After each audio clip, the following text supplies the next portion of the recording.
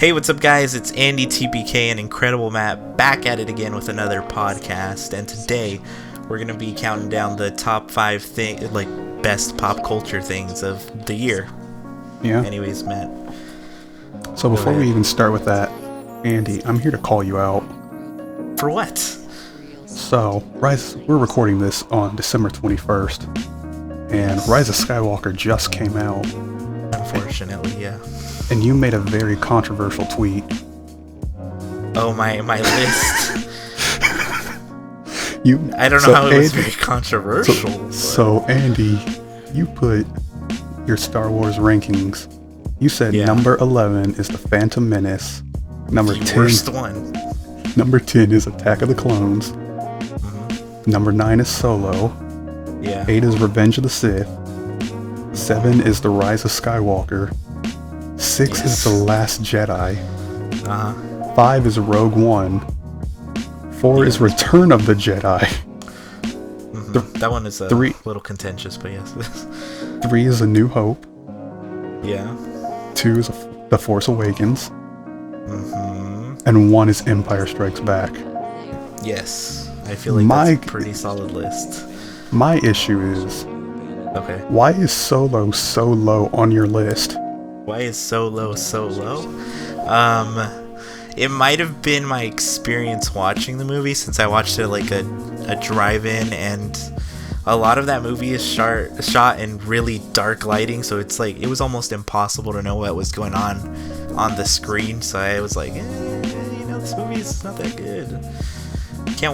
Can't see like half of it because it's all too dark, and it was just kind of like, I left kind of feeling like, I've seen better movies, Oh my god. I do think I need to rewatch it.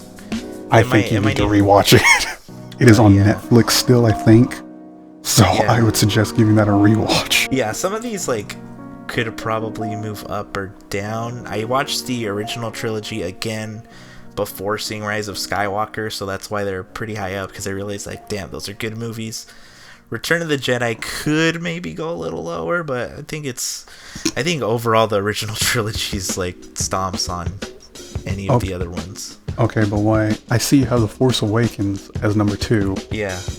Why is A New Hope not number 1?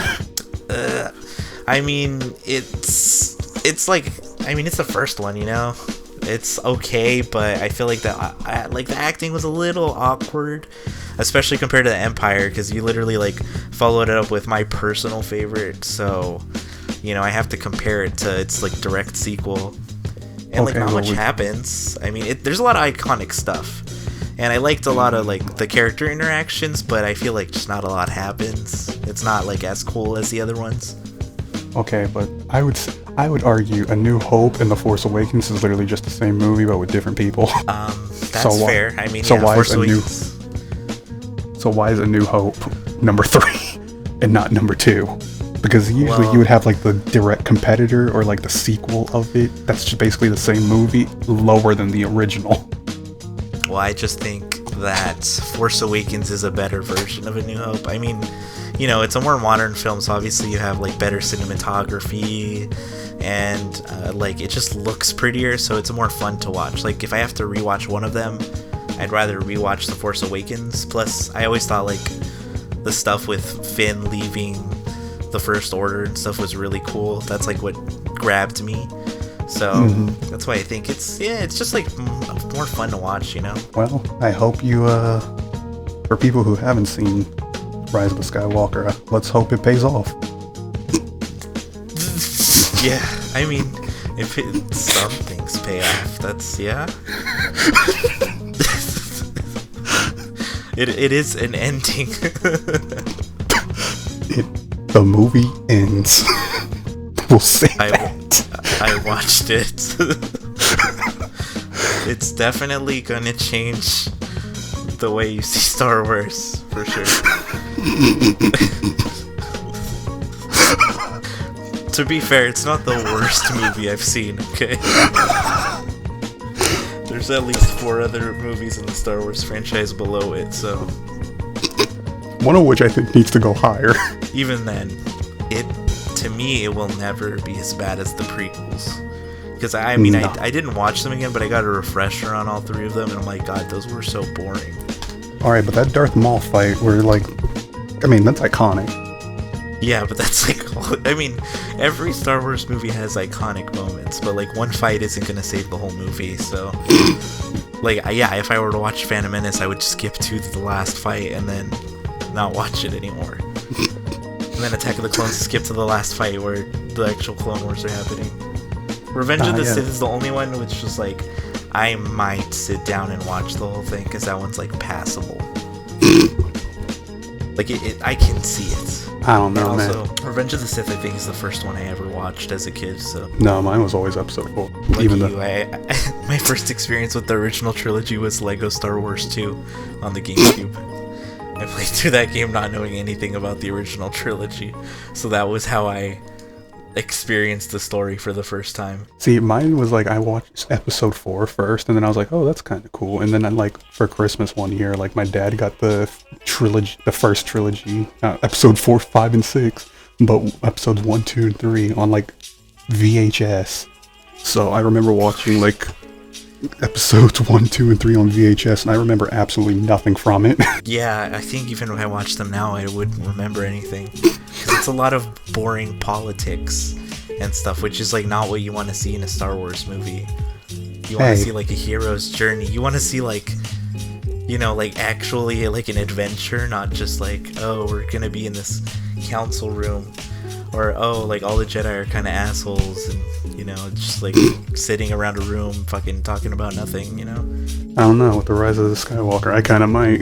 No. I mean, I would rather rewatch that movie than the previous. Some things did not pan out. Yeah, and that's fair. It was just kind of a mess of a movie. But that's all we're going to say on that. Yeah. Because this is spoiler free. It looked pretty, I'll say that. Like, I mean, it still looked pretty. The music, they literally, okay, at least modern Star Wars, it's a Star Wars movie. The music is gonna and be the music, good.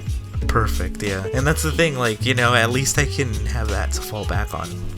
That I can, like, go back and enjoy that part of it. It's a modern Star Wars movie. Those should be, like, the best things about the movie, like, going in automatically. Yeah, that's bare minimum now. So. Exactly. They did the bare minimum, man. They made a bare minimum movie. Yeah. I mean, maybe someday I'll rewatch it and like it a little more. I don't know. Let's hope. Yeah, I plan to rewatch the new trilogy once that one comes out on like Disney Plus or something. Oof, Disney Plus. Hey, God, it's been so long. Mandalorian is great. It's been so long since we last did like a podcast. We've missed like the rise of like every streaming service under the sun. Yeah, that's true. I don't even remember when the last podcast was. I think the Switch was just coming out. It might have been. I mean, because I know that one's on my channel, or maybe I hid it. I don't know. But we definitely did that. Isn't it on the Universe 9 channel? Wait, no. Well, that one's on my channel, but I remember we did do a podcast on your... It was either on your channel or the Universe 9 one, but, like...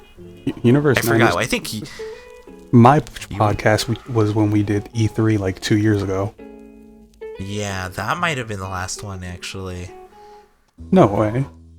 I think so. We haven't done this in a long time. And I think that's the last podcast we've done. Jesus Christ, we're old. It's been so long since we've done. I don't want to think about that, because we actually, when we first started making videos, we were essentially kids. We were like 15, 16, and now we're 21.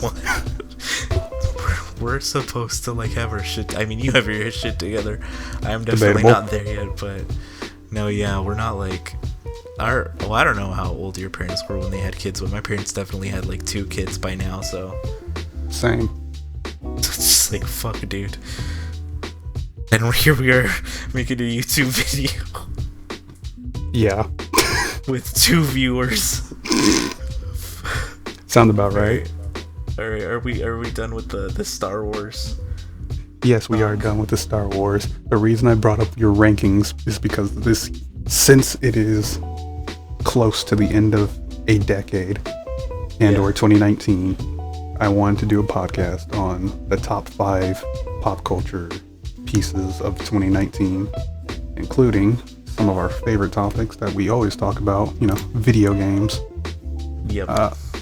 Speaking of Star Wars, we got movies, anime as well. Get ready to hear some not good opinions on anime from 2 people who barely watch it. Yeah, like what opinions do we have? And then, I got my license this year, so I've been tuning into a lot more podcasts. So I'm going to do like a best of podcast. And then at the end, I might... 3 I watched or listened to. But yeah, alright. And then, lastly, we're going to do a special top game of the decade. So stay tuned to hear what our top games of 10 whole years are. Yeah, and I'm sorry if you hear my dog licking his balls. He just won't stop. Jesus Christ. So starting off with games. Andy, what are some of your honorable mentions for games? Alright, so it's going to be a mix of games I haven't played, and then like one I own and haven't played, and then another that just came out, but it's a re-release. So I'll start with the ones I haven't touched at all. So sticking with Star Wars, I have Star Wars The Fallen Order. Haven't played it, but it looks awesome. I love Star Wars, and I've been wanting a single-player game since The Force Unleashed. I'm definitely interested in trying it out. Plus, they have Cameron Monaghan, who plays the Joker in Gotham, and I love that guy. Then we have Sekiro, which, I'm not really, like, the biggest Souls-like guy, but it looked fun. Plus, it got Game of the Year, I believe, or something. Did it? I don't know. Yeah, so, obviously I kind of want to try it out. I have Borderlands 3. I loved Borderlands 2, but I'm waiting for Borderlands 3 to come out on Steam. Unfortunately, it came out on Epic Games, so can't really get it right now. Let's get it on PS4 forehead. Maybe. We'll see. I'll actually have people to play it on PC once it gets on Steam, I think, so I might just wait. And then we have The Outer Worlds, which, played Fallout, played Skyrim. And these are the guys that made New Vegas, which a lot of people think is the best Fallout. So I'm kind of... I actually got Game Pass because it's like $1 for 3 months right now. It was. So I just have to install it onto my PC so I can actually play it. But, my internet's trash, so that's going to take a long time. So I'm just kind of stalling. And then we have Resident Evil 2, which I got to download on my PS4, but I'm too scared to play it at the moment. But Resident Evil 3 Remake is coming out, so I really want to play it before then. Yes, it is. And then my last honorable mention is Halo Reach, because it just came out on the PC. And, I always liked Halo Reach, so it's good to have it back again. That's where I met George, my best friend, so, good to see it come back. Friend of the podcast, George. Yes. So, do you want to do your honorable mentions, or go to my top games, or what? Yeah, I'll do my honorable mentions. I'll start. Alright, cool. I'll start from my last one. Haven't played much of it, haven't seen much of it, but I do like the graphics of it, and it looks like a very fun JRPG style game. Well, it is a JRPG. Talking about Fire Emblem Three Houses. Yes.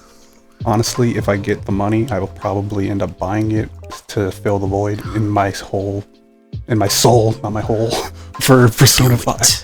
For Persona 5 Royale. Because, honestly, ever since after beating Persona 5 last year, there's a piece of me that's just missing now. I need a new JRPG to fill that gap. I understand that so well. After that, it's a indie game by Devolver Digital called My Friend Pedro. It is cool. Pretty much. It's basically a slow-mo bullet game where you do crazy black backflips. Flips? Yes. Where you do like cool like acrobatics and backflips while also wielding like dual wielding guns. And I thought the controls were pretty neat, and like how you could literally use like a frying pan as a weapon to like ricochet bullets. I don't know, it might be. Fuck. Look it up. After that, we have the first of many online first-person shooter games, also Battle Royale. Apex Legends came out of nowhere, but it took the world by storm, and honestly, it's one of the only Battle Royales I've actually had fun playing with people and without people. So honestly, the game died. It didn't actually. At the Game Awards, they just announced that they're doing a Christmas update where we're gonna have the Mirage Voyage. If you know what that is, it's a character called Mirage, and he has a party boat that you can climb on in game. Don't know what it does, but maybe I'll give it a shot sometime this week. Fortnite had a Star Wars collab, okay, so. Yeah, and you saw how well that went. I heard the lightsabers were actually really fun to play with, so. Okay, well, that's fair. My top 2 honorable mentions were already said by you, but number 2 for honorable mentions is going to be Borderlands 3. You pretty much covered all it was. I might buy it on PS4. It's pretty much Borderlands 2, but better and cooler. They have sliding now. Sliding and fun story and cringe dialogue and everything you've always wanted from a Borderlands game and more. Yeah, exactly. It looks prettier a little bit. And then my number 1 honorable mention, which didn't make the list, but it is also Star Wars Jedi Fallen Order. I have never played a Souls-like game. I heard Fallen Order is basically Souls with Star Wars. But a little I like easier, Star Wars. I heard as well. Yeah, a little easier. I like Star Wars, so it's obviously number 1, but it didn't make the list. Yeah, I wish I could get that game. I heard the other day that you could get it for like $25 if you get it from a red box. So I'm like, damn. That is a blast from the past. I know. Shit, I should get GameFly and just rent it. Okay, I guess we're just going back to 2008, back when red boxes and GameFlies were like super common everywhere. GameFly still exists. It does? I think you get to rent the game out for as long as you want, so, that might be a good idea. It is a single-player game. I feel like those are the best for, like, for services like that anyways. I'm still in shock that it's still up there. I might sign up. Alright, so do I go for my best games now? Yes, your top 5 games. More like top 3. So, this year I played games, but not necessarily new ones. So I really could only make a top 3 list. Because there weren't too many new games that I played, but I'll go from the lowest to the highest. I'm facepalming. Okay, I actually don't even know what I played this year. Like, it's been such a long year, but I know I've played games. I've just been playing a lot of old games, okay? I played Mortal Kombat XL this year. And others. But, Mortal Kombat 11 came out? Yeah, I actually just got it, so I can't wait to play that. I would put it on the list, but I haven't played it yet, really. I mean, okay. You know what? Let's throw that in, because I have played it a little bit. Last minute edition. Number 4, Mortal Kombat XL. Or no, wait, not XL11. Mortal Kombat 11. It looks nice. It's pretty fun. I played a few versus matches against some people. So, I haven't played the story yet, though. That's honestly my favorite part about, like, modern NetherRealm games. So, that's why it's number 4. Gameplay's great, though. It looks great. Number 3, it's Pokemon Sword. I mean, not the best Pokemon game, but not the worst. We have X and Y. We have Alpha, Ruby, and Omega Sapphire. Or what? I mixed up the names, but the Ruby and Sapphire remakes. So it's definitely not the worst, in my opinion. It was fun, and the raid battling is probably some of the most fun I've had with Pokemon in a while. So, definitely not a bad game. Rest in peace, Bulbasaur. Have I played it since I beat it? Rest in peace. No. Yeah, rest in peace. Some of, like, half the Pokedex, I mean, it's fine. They're probably gonna add, I mean, from what I heard, there's some Pokemon like Bulbasaur and Squirtle that are still like in the code, so they might come back for like events. Which, I mean, you know, it's not all the Pokemon, but it's something. It's fun. Customization's good. I wish the gameplay was a little faster. I don't know why we still play at the same speed as we did on the Game Boy, but, you know, the music's good. Great character designs. That's the best part of the whole thing. But yeah, it's still a good game. I would still recommend it, maybe to rent it or something. Play it, beat it, return it, I would say, unless you have friends. Number 2. Now, my number 1 and 2 spots were kind of difficult because I loved both these games. But number 2 is probably going to be Fire Emblem Three Houses. This game's, it's probably one of my favorite games of all time now. I mean, I have put like almost 200 hours into it. So, and I'm on my second playthrough still. I grinded a lot the first one, but I mean, I'm a Fire Emblem fan, so it's the best one I've played so far. I played Awakening, I played Fates, played a little bit of Echoes, and some of the Game Boy ones. But this one, I mean, great character designs. And also, like, if you liked Confidants in Persona 5, this is, like, even better, I'd say, because you have support conversations with every character. You have, like, at least 3. And that's just you with them. And then you get to see their support conversations with other students. So there's like hundreds of events you can witness that like really flesh out these characters. You learn like little things.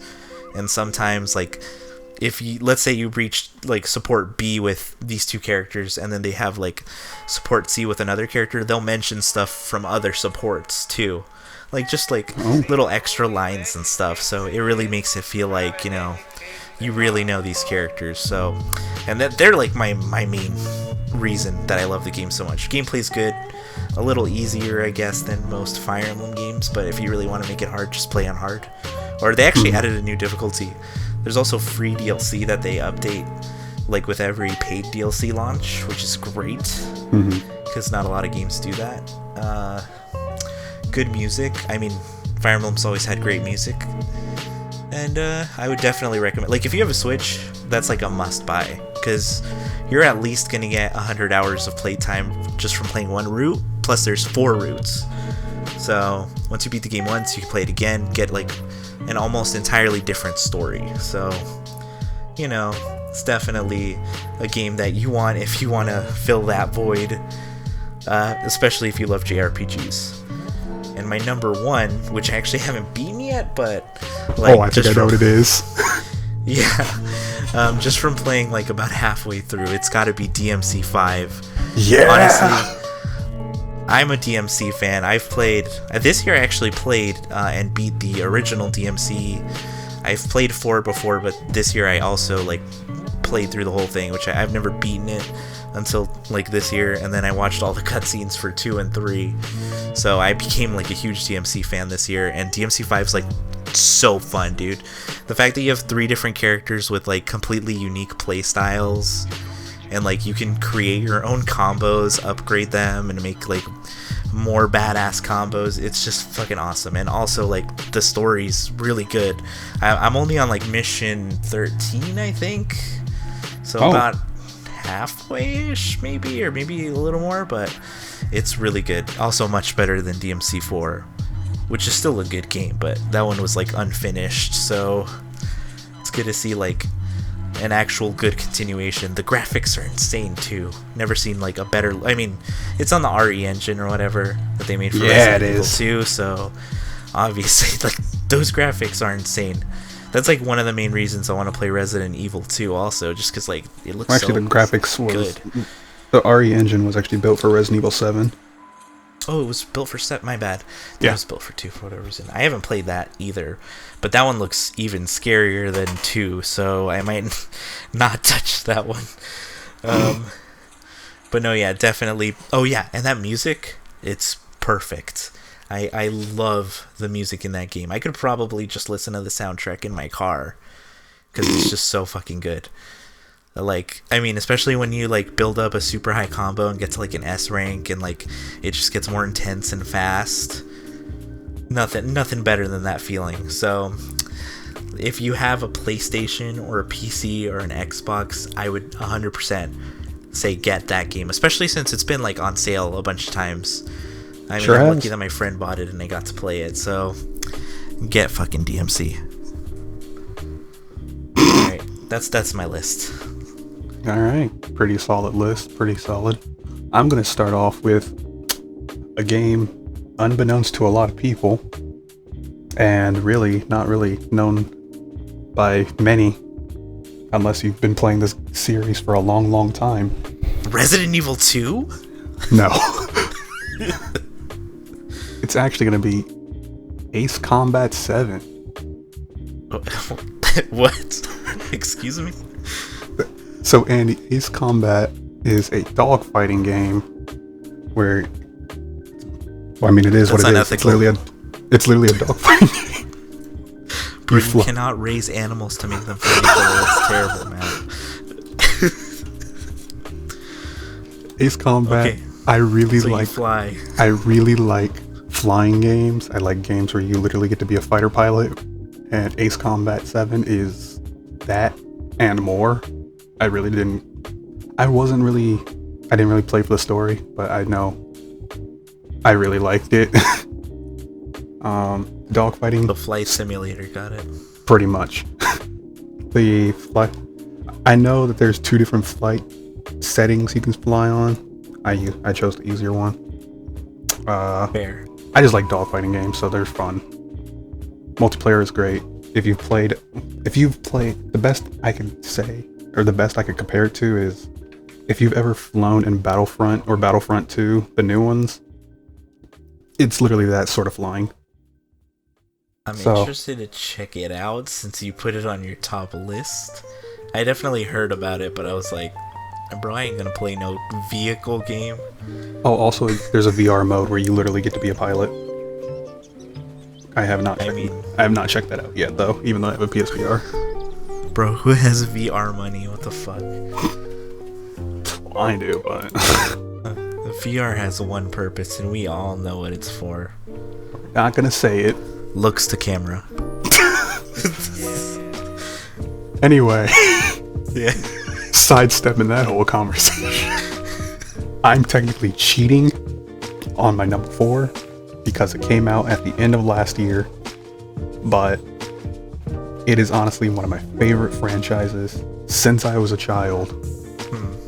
Super Smash Bros. Ultimate. I knew you were gonna say Ultimate. I knew it. World of Light was honestly a fun and challenging story mode to play through because it's a good mix between like fun, challenging, and also you get to see like some of the all the guest characters that you probably wanted represented in some shape or form. In a JPEG, yes, you're right. Looks at camera. Sans appears. Anyway. Oh, fuck. Best addition to that game. I mean, the multiplayer is the multiplayer. I mean, y'all already know how it plays. It's fun. Little side story. That would be number 3 on my list. Sorry, just a little interjection. Just a little bit of a side story. This year, I just so happened to be in in Las Vegas when Evo took place, and I got to go to Evo for my first time. It was a fun, great trip. I didn't vlog or do anything like that, but I saw a lot of cool YouTubers. How bad did it smell? Surprisingly good. That is a surprise. But there was a melee corner. Okay. I did not go in that corner.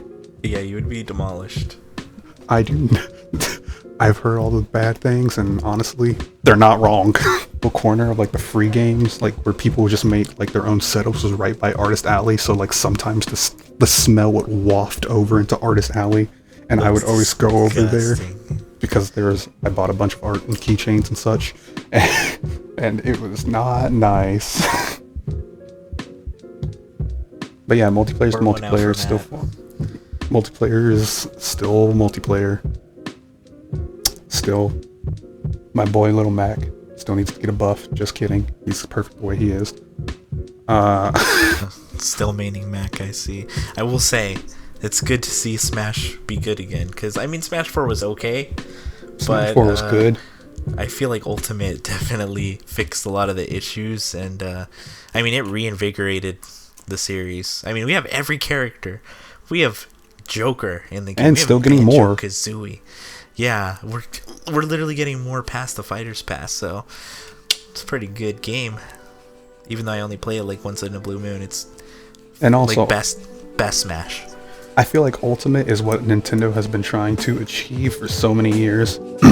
Because if you look at it, like, the Wii was a small yet somewhat portable console that you could take to like a friend's house for like a sleepover or whatever, like a hangout session, whatever. Then you got the Wii U with the gamepad, so you don't even need to use a TV anymore. Now you got this. Then you had the 3DS, which was also super portable, and now we have the Switch, which is its own just small portable console that you can put, like, in some people's case, in their back pocket.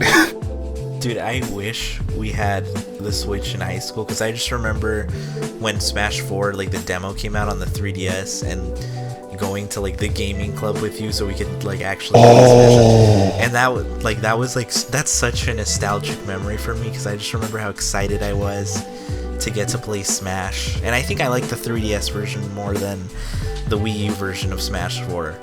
So if even we though it had more Ultimate, yeah, like it just felt more fun to me. It was nice to like take places. I remember like one of the first places I had to go to like some like birthday party, so I was just playing Smash 3DS in the corner, but it was really fun. And then I had, you know, kids start to get around me and like watch me play, so it was good times. So if we had a Switch, plus a Switch, you only need one console to play with another person. So did you challenge those kids to 1v1s? I think I did fight one of them, but did like, you ruin their entire hopes and dreams? I might have gotten destroyed, but you know, we're just not gonna talk about that. But if we had Smash Ultimate in high school, we literally could have just pulled those Joy-Cons out, played right there during lunchtime. Would have made my whole life. Dude, I can't tell you how many times I've like played in a car with another friend. Just like put up the kickstand, pull out the Joy-Con. Like that's like the Switch is the perfect invention, I must say.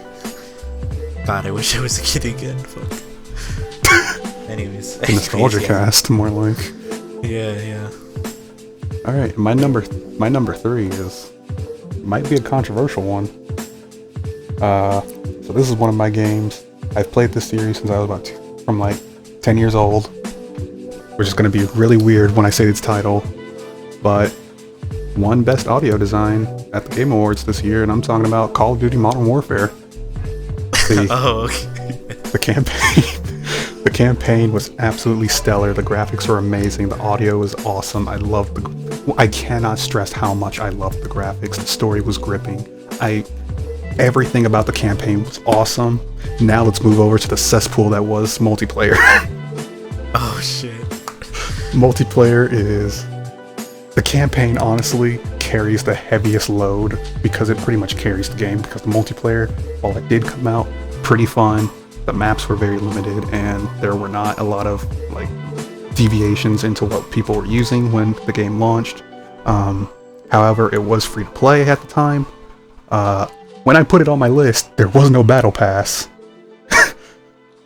And about 2 weeks ago, they introduced the battle pass system to the game, which I'm not that much of a fan of, but I mean, I will say at least it tells you outright what you're just going to get versus previous Call of Duties where you had to literally just like grind hundreds of loot boxes for like a week's worth of like games just to get a couple of like sprays and like something and like a variant of a gun you don't use. So honestly, I'm more okay with that, but like I said, the campaign honestly carries that game. We're not even going to talk about Spec Ops mode because we're not even going to talk about Spec Ops because Spec Ops is a mess right now. I think it needs to have like a difficulty selector because it is always on veteran no matter what difficulty you're playing it at, because you go down in like 3 or 4 shots. Jesus. It's realistic, Matt. Come on. No, because if it was realistic, we wouldn't even get out of spawn. And now, moving on from that, My number 2 is your number 1, Devil May Cry 5. Ooh, yeah, that's what I'm talking about. Let's rock. Capcom does it again. They brought Devil May Cry into the limelight, got new people into the series. They got people into the... Sorry, it's like getting me. I'm like, oh, I know what number 1 is now. They got new people into the franchise. I was never a Devil May Cry fan, even though I know it started off as a side project of Resident Evil 4. Yeah. Dude, imagine if that's where it went. That would have been so good.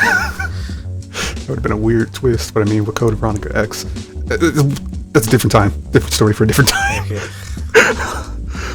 But I honestly have been loving DMC5. I'm not as far into the story as you are, but I did watch an entire playthrough when the game came out, which did influence my decision to just straight up buy the game because I liked how it looked, I liked how it played, I liked how it felt. So I was like, you know what, I'm going to get this. And that is a decision, that is a purchase I am not regretting. Yes, fantastic game. Like, and probably my favorite DMC now. Sorry. Oh no, that's fair. That's fair. Such a good game. Yeah. And now my DMC number 1 1 is an honorable mention. Sorry. DMC 1 is your honorable mention. Yeah. I mean, everyone says 3 is the best one. I haven't gone to play it. It comes out on the Switch in February though, so I'm gonna get it in February. Hey, did you get 2? 2 is the bad one. 2 is the bad one. Don't play 2, please. Don't. That's why I only watched the cutscenes for that one. I planned to play 3, but I wasn't able to get it to run on my PC. But 2 is the one that I was told to steer clear of. And I watched plenty of videos on why that one's bad, so... Oh, yeah? Like, yeah. They've even moved that one around the timeline, so it just doesn't matter. That one doesn't matter at all. Just play 1, 3, and 5. Oh. And maybe 4. No, 4 is okay. Get it on sale. Okay.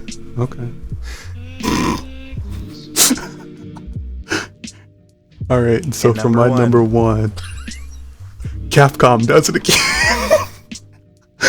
Well, honestly, they've had like the biggest comeback of the decade. They have. Because it was looking rough there for a while, and then they just came out with the haymakers. So this game was my very first video game that got me into video games. It is a series and franchise that has stuck to me since I was a child.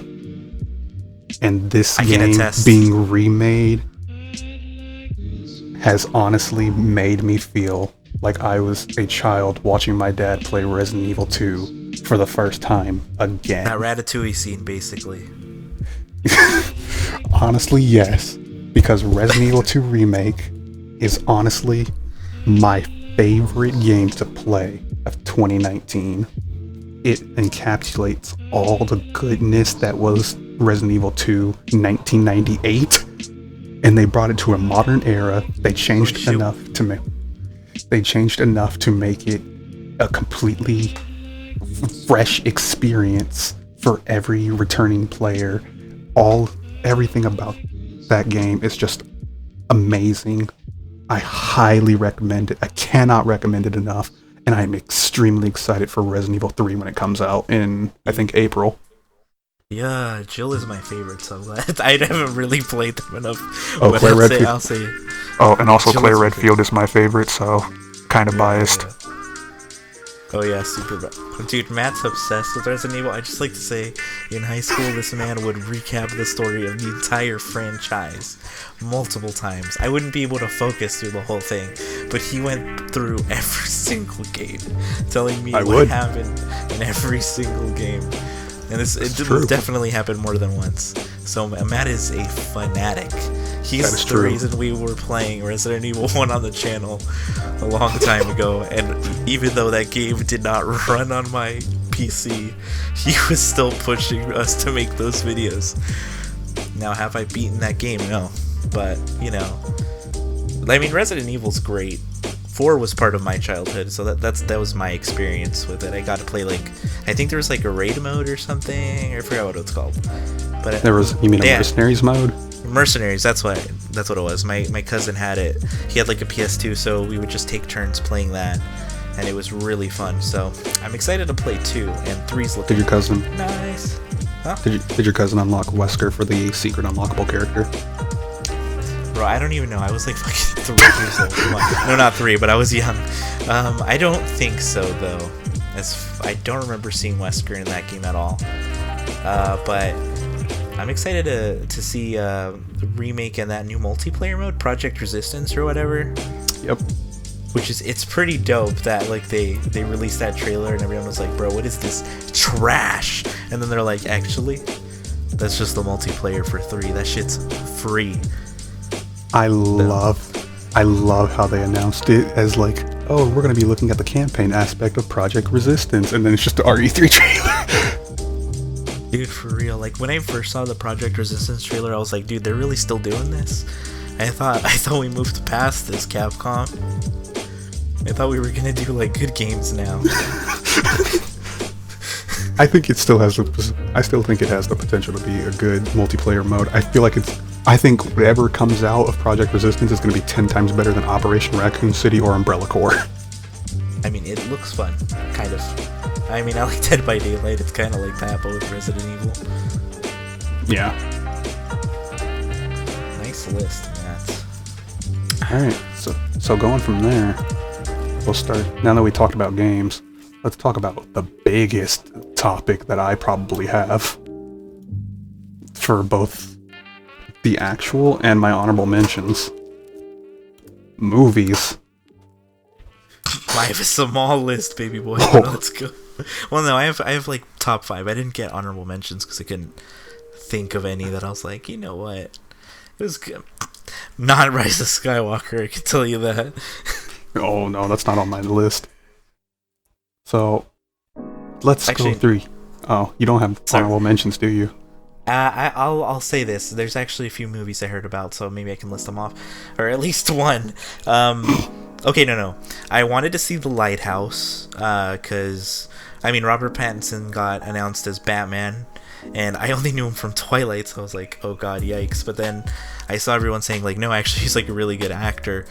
And you know, I saw some like clips and stuff from other movies, and then I saw The Lighthouse was coming out, so I'm really interested in checking that movie out. I might see it, you know, online or something, you know, legally, definitely.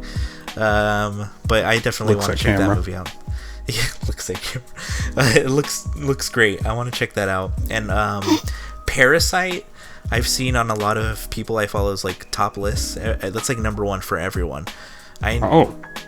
Yeah. So I haven't heard of it. What's it about? I have no clue. All I know is that it's like a Korean director. I believe he directed Okja, which I know is on Netflix, and he's directed a bunch of other movies. But anyways, like Parasite has been getting like raving reviews. Wait, is it like based off the anime or? No. It's not like the anime. That's just it's not even. It's like spelled like regular Parasite. So and honestly, I don't want to know anything about it because like I keep seeing it's like the best movie ever. So I'd rather just go in blind and like see what it is. I mean, like, Rise of Skywalker wasn't the worst movie that I watched, you know? I like Rise of Skywalker, I just don't love it. But, you know, I don't regret seeing it. I think it's a movie that I needed to see. So, I should put it as a maybe not an honorable mention, but definitely a mention. Just a mention. Oh, Knives Out. Honorable mention. I haven't seen it. I plan to see it soon. Ooh, I've seen great reviews about it, and that's a good one for an honorable mention. Yeah, I need to see that movie. So that's probably my honorable mentions. I don't think there's any other movie that I'm like I need to see it. But yeah, Knives Out. Yes, Nut. All right, go ahead, Matt. I know you have a long list, right? So this is my longest topic. So I'm surprised it's not video games, but okay. No, because I barely played anything. I've seen more movies this year. So my honorable mention, starting off at the bottom, is Dark Phoenix, X-Men. Why? That came out this year? Yeah. You know, I just felt like it was a decent movie. I would give it a B average at best. But, you know, it was the last X-Men movie starring probably these actors, so, you know, you gotta send it off on a good note. Kinda. From what I heard, it wasn't a very good note, but as long as you enjoyed it, I guess. Yeah. Speaking of another movie that was kind of enjoyable until it wasn't, my next one is Glass, which also came out this year. Mixed things. Glass was an okay movie. It basically followed the hype that was Split. Thank you. Did you watch Unbreakable as well? No. Oh, okay. So you watched like. I just started with Split. Okay. So it definitely wrote the high that was Split, and then it pretty much followed it with it went from like psychological horror that was Split to like just psychological, like as just a genre, because it really just had you thinking like, what can these people do? Is there's actually superpowers that are real? Can these people do anything? And then the ending happens, which I'm not going to spoil for people who still want to go watch it since it came out this year. And that's kind of where the movie dipped. But for the most part, the movie was pretty good, which is why that's on my list. The next one might actually make Andy upset, but I still haven't seen the movie. Spider-Man Far From Home. Oh, that movie came out this year. I'll put that on my honorable mentions. I liked it more than Homecoming, so... I heard it's a lot better than Homecoming. I think it's a good... I hear that it's also a very good send-off for this phase of the MCU, following the things that happened in Avengers Endgame for people who still haven't seen it, because that also came out this year. I'll be honest, I missed the first 15 minutes, so I missed the whole Endgame part where they like talk about it. But I will say it has one of the coolest like action sequences in any Spider-Man movie I've seen. Like something that is both comic book accurate and just like really cool to see. And also Zendaya, if you're watching this, I love you. Yikes. No, but it was really good. Yeah, like I said, better than Homecoming. I'm getting kind of sick of like the formulaic Marvel movies, but it was really fun time. But hey, Black Widow in a couple months. Yeah, that's a movie that's happening. So hey, Robert Downey Jr. is gonna be in it, so yeah, I feel like I heard something about that. Well, we'll see how that works. I mean, it's taking place before Endgame, so yeah, that's why she's still alive. Yeah.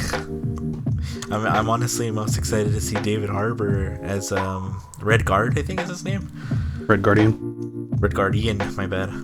Red Captain America. Russian Captain America.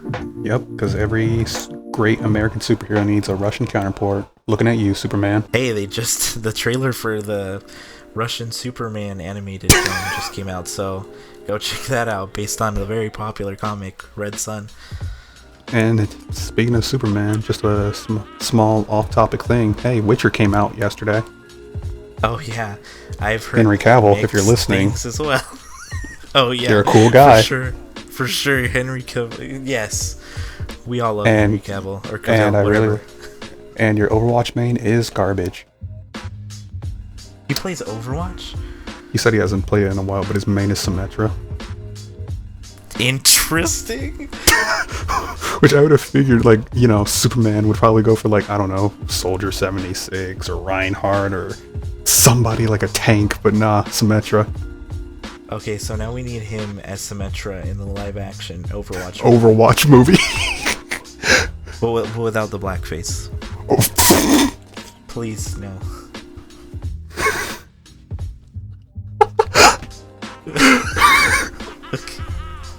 I don't know why that made me laugh. You know what, though? He could probably play like a good Reinhardt. He could. Because, I mean, yeah, the whole Witcher look kind of works. I think I was reading a story just earlier today where it's like Henry Cavill was so buff that he kept like wearing out his Geralt costume.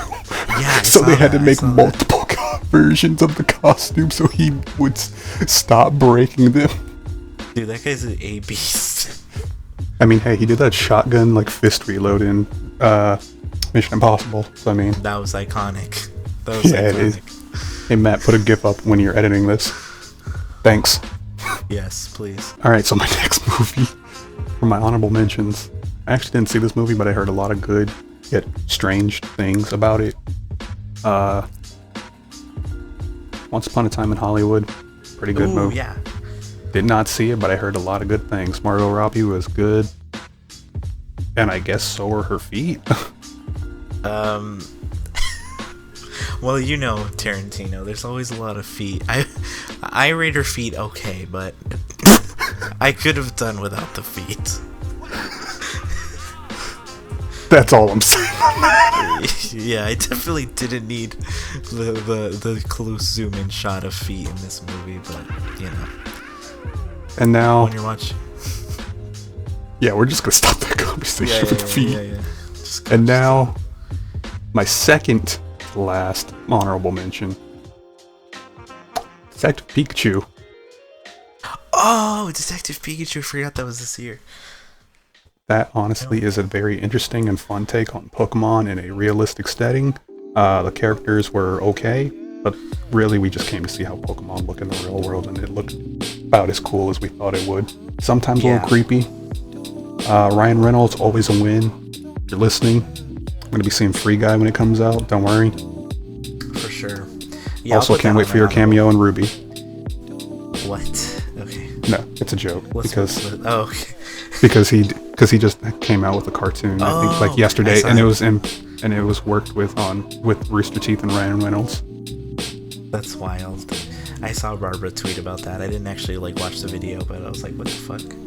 Alright, anyways. And then my top mention, which is the same as one of yours, Knives Out. Honestly, stellar cast. If you like whodunits, this is a really good one. Funny enough, no. Okay. Funny enough, directed by everybody's second least favorite Star Wars movie, Rian Johnson. Yeah. But it's a really good movie. It has a great cast, and I mean, if you like Captain America and Luke Skywalker, they're both in it. Yeah, he's a good director. The problem was just that they didn't plan out the new trilogy for Star Wars, and they're just like, hey, just kind of wing the story, and you can't do that for a trilogy where it's supposed to have one cohesive story. So we're going to talk about the rise of Skywalker after this podcast is over, because I have some opinions. God. Anyways, yeah. So now wait. Oh, it's my top list, huh? Yep, starting from your top right. list. I think we're going to be sharing a lot of similar movies. This year has been a long year. So much so that I forgot. Oh, wait, sorry. Wait. I forgot I actually did make an honorable mention list. And it got pushed down by my anime list. So it's just two movies. It's just two movies. I'll bring it up. Okay, Joker. Oh, really? Good movie. I enjoyed it. That's not in your top 5. It's not, because I feel like too many people are praising it as the best superhero movie, and that kind of I'm like, eh. Plus, I feel like there was one superhero movie I did enjoy more. I think I can probably guess which it is. I think Joker definitely is the best superhero movie this year. Just because it's different. It's different. I'm just saying, in terms of you do realize Avengers Endgame did come out this year. We'll get to that.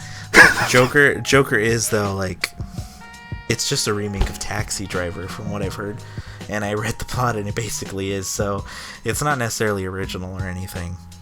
And then Toy Story 4, which I forgot that even came out. I love Toy Story. My name is Andy, if it isn't obvious. I feel an attachment to that movie franchise. I grew up with it. I mean, I thought 3 was a perfect ending for it, but I had a lot of fun watching 4. I was surprised at how good 4 was. It was enjoyable. Definitely not no, never mind. I'm just gonna stop bringing up Rise of Skywalker, but it was a good movie, so I would definitely watch it again. And I just wouldn't put it on my top list, because my number 5 for my list is actually Avengers Endgame. Funny that you brought it up. This is the culmination of all the Marvel movies, and I think it was like the perfect send-off. It had some of the most epic moments I've ever seen in a movie. I mean, I watched it twice, and actually I watched it 3 times this year, twice in theaters, once on Disney Plus. And probably one of my favorite Marvel movies. It definitely couldn't exist without the other ones, though. Like, as a movie, it wouldn't work by itself, but you know, as like the culmination of all these, like that, it's just so satisfying to see all these threads kind of concluded, especially for, like, you know, Iron Man, Captain America. It's cool to see that their stories are ended, and like, honestly, if they didn't make any more Marvel movies after this, I'd still be satisfied. Like, come on, that ending scene where the Falcon is just like on your left, dude, that's all I'll say. That movie, great. But I am a little tired of Marvel, so that's why it's just a little lower, because I'm like, you know, a lot of their movies are pretty similar, but it's a good movie. That's interesting. My number 4 is Once Upon a Time in Hollywood. Watched it this year. It was a pretty good movie. It was the first time I sat down in the theater and I thought, this is a film. Like, not just a movie, this is a film. It was shot beautifully. I do admit it was a little slow, so I did get bored a little bit, but like, I couldn't deny that it, like, you could see like the craft. You could see, like, Tarantino's a great director, and I really liked the ending. It was pretty entertaining. Overall, it was a really good watch. I definitely recommend it. I'm not like a huge Tarantino guy, but I do love Kill Bill 1 and 2. So as do most not as people. Good as those, but it's pretty good. My number 3 is the most recent one I watched, I believe, which is Jojo Rabbit. I watched that just this week. It was a really good movie, and I'm not that big of a fan of Scarlett Johansson, but she actually did really good in this movie. You know, her emotional range was definitely more than just a celery in this one, and she played the correct race and gender, so that's always great. But yeah, it was a really funny movie. It was good to see Taika Waititi. Hitler wasn't in the movie as much as I thought he was gonna be, but honestly, that's okay, because whatever kid actor they got to play Jojo is fantastic, and it actually like made me feel emotional in some parts of the movie, which I didn't expect. So that was definitely a good movie. I did miss a little bit of the beginning because we went late, so I need to rewatch it, but it still made it to like number 3, so clearly it's really good. My number 2 is Booksmart, which I didn't really. I didn't plan to see this movie. I didn't even know it was coming out, but we made some plans with some friends to watch it. What? I watched this for a film class this semester. How is this part of your top 5? Well, I'll tell you, buddy. Like, I really enjoy just like, you know, high school, college movies. I always enjoy like having one of those to watch a year. You know, Superbad is a fantastic movie, and when I had no expectations for this movie whatsoever. I didn't know what it was. Like, didn't know the actors, didn't even fucking know that was Jonah Hill's sister, was like one of the fucking main cast. But yeah, that's the bigger girl. That's Jonah Hill's sister. I felt like the acting was pretty good. I found it funny. I felt like I really liked the cast. Like, all the main kids in this movie were like likable, funny. You know, it wasn't like mean-spirited, really. It felt like pretty real. Like real high school. Yeah. And Carrie Fisher's daughter's actually in this too, and she plays one of my favorite characters. She plays Gigi. Like, I just had a lot of fun with this movie. I watched it twice this year, once in theaters, once on Hulu. So if you have Hulu, I think you can still watch it. It was funny, and it's something that's pretty easy to watch, you know? You don't need to, like, super analyze it. It's like not well, I guess kind of like a coming of age story, but it's just like, you know, like one last day before you finish high school. I mean, I'm sure all of us have been through high school, so we know like how stressful and tumultuous but kind of fun they can be. So I definitely enjoyed that movie, and I don't know why Matt didn't like it, I guess. Also, sorry, my dog just got up and shook, so you might have heard that. And my number 1 movie is Rocket Man. This was the best movie I've seen. That was going to be on my honorable mentions list, but I felt like I had too many. Dude, I watched this at the beginning of the year. I liked Bohemian Rhapsody, but I could definitely see the flaws in it. But when I watched Rocket Man, I was just so blown away. It's nothing like what I expected. I mean, I thought I had seen Bohemian Rhapsody, so I assumed it was going to be similar to that. But like, this ended up being like a musical, basically. And I actually do like musicals, but like, it was awesome. I was never an Elton John fan or anything. Probably heard some of his songs on the radio, but like nothing I would be like, oh yeah, that's Elton John. But after this movie, I became an Elton John fan. I literally had his music playing like on repeat for weeks. I just bought some sunglasses that remind me of Elton John just because of that.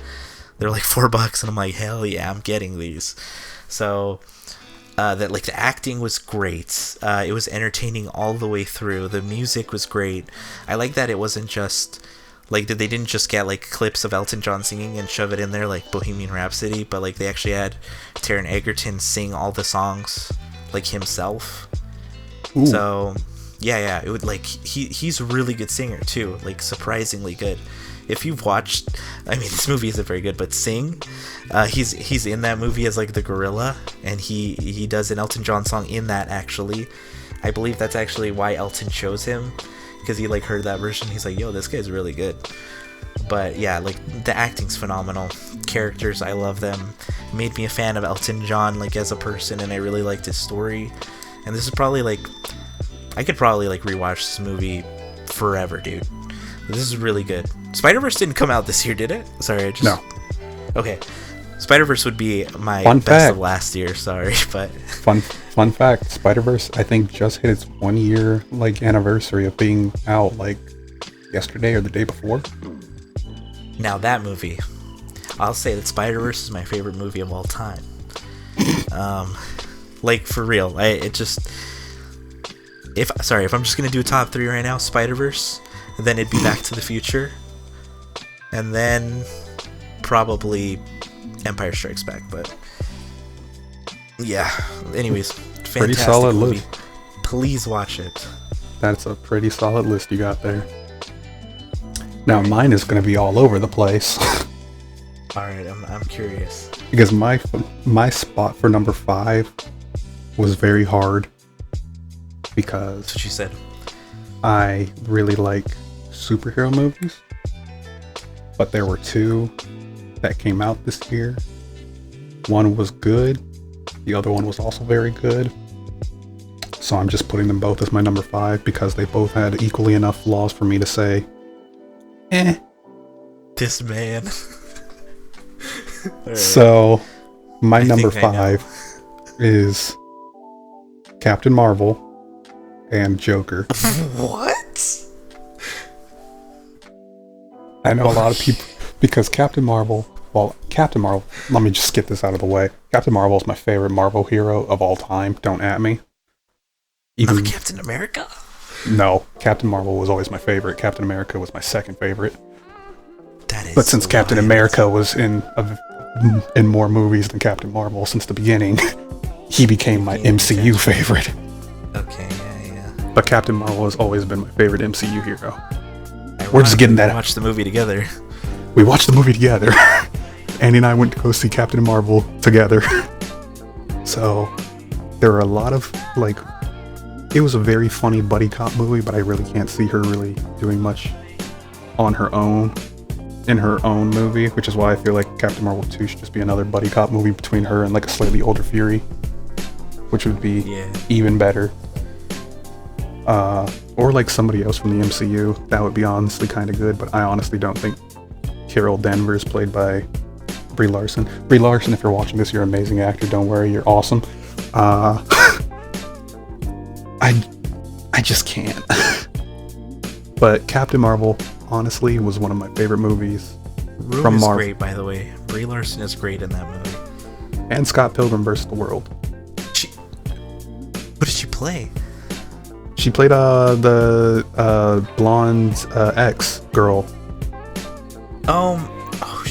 She's the one who sings the song. Holy fuck. Okay, I need to rewatch that movie. I didn't even realize she was in it. Yeah, her and Chris Evans were both in that movie. I know that, the vegan. Yeah, the vegan. And Joker, honestly, the Joker, while it was Joker was a very good movie, but I felt like it was very long and dragged in a lot of parts. Which is why I can't say that it's any higher on my list. But once he starts becoming the Joker, which is like an hour and a half in, that's when the movie really starts to get good. Yeah, we live in a society. Yeah, we do. Now, my number 4 is a recent release. And honestly, it was better than the first one. But I'm gonna say Jumanji: The Next Level. I haven't seen the other Jumanji. I did hear good things, which was surprising. I honestly went into Jumanji: The Next Level expecting a god-awful sequel. And what I got was a pretty good movie. Danny DeVito kills it, as he normally does. Some of the new characters, they honestly kill it. Nick Jonas, cool guy once again. What? He's in that movie? I think it's Nick Jonas. Okay, it's a Jonas brother. A Jonas brother is in Jumanji. No. Ignore that.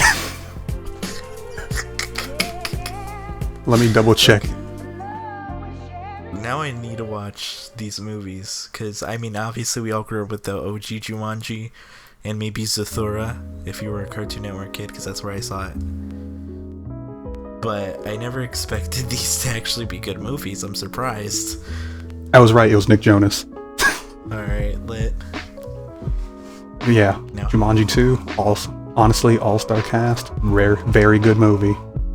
Very surprised by this. I need to see it now. Well, I need to see the first one first. Yeah, we should watch that together sometime. Yeah, I would like to. And now my number 3, which is going to be a surprise probably to Andy. But this was honestly such a good movie. Like, here's where we hit, like, top tier movies for me.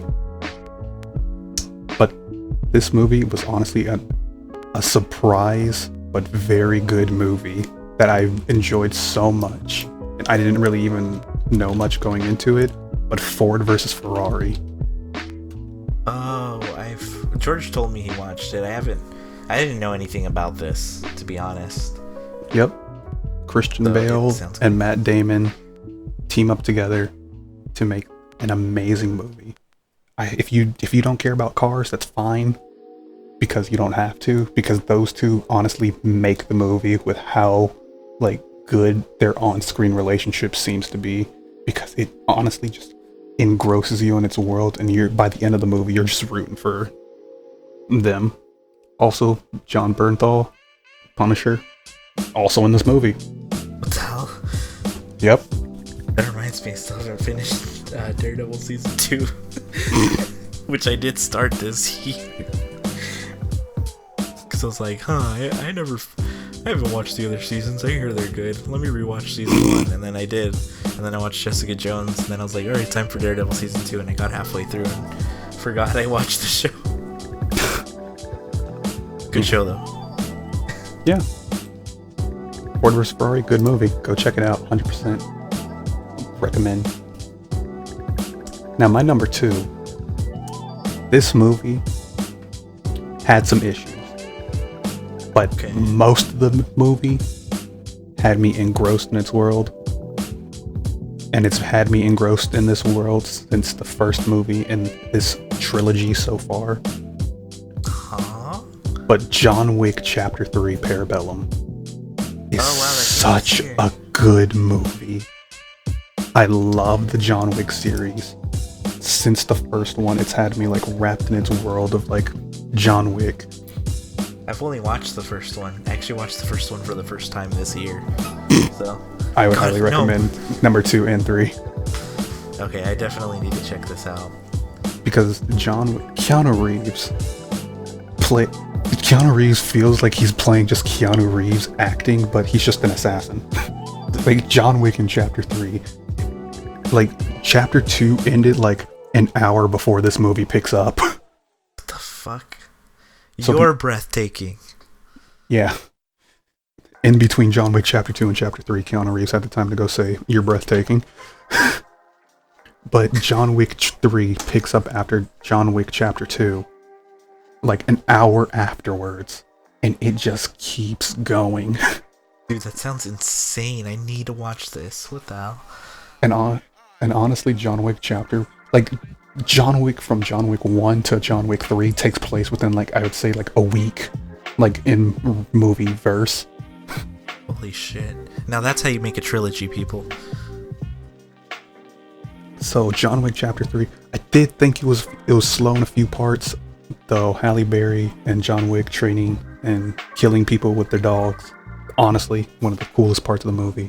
Did I just hear a switch? No. Okay, sorry. That's probably my desk. Okay. Halle Berry. Highly recommend John Wick Chapter 3.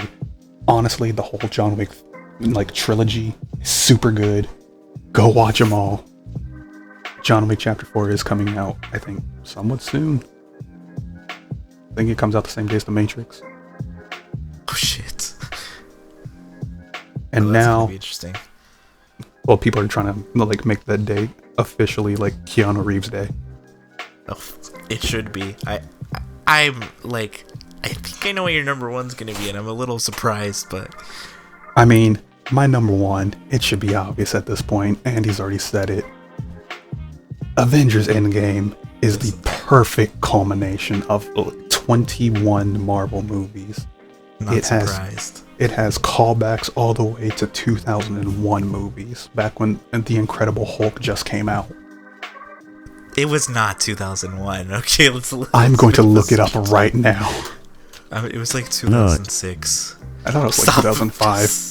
Stop with the nut. Okay, maybe 2000. Okay, it was actually 2008. So it goes back to 2008. What? Only like that recent? What the? I watched that movie with my brother in theaters. Holy crap. Yeah. It is pulling in all sorts of references all the way back from 2008, and they're bringing them into 2019. It is the perfect culmination of 21 Marvel movies encapsulating every single character that you might think is not really all that important, but here they are once again.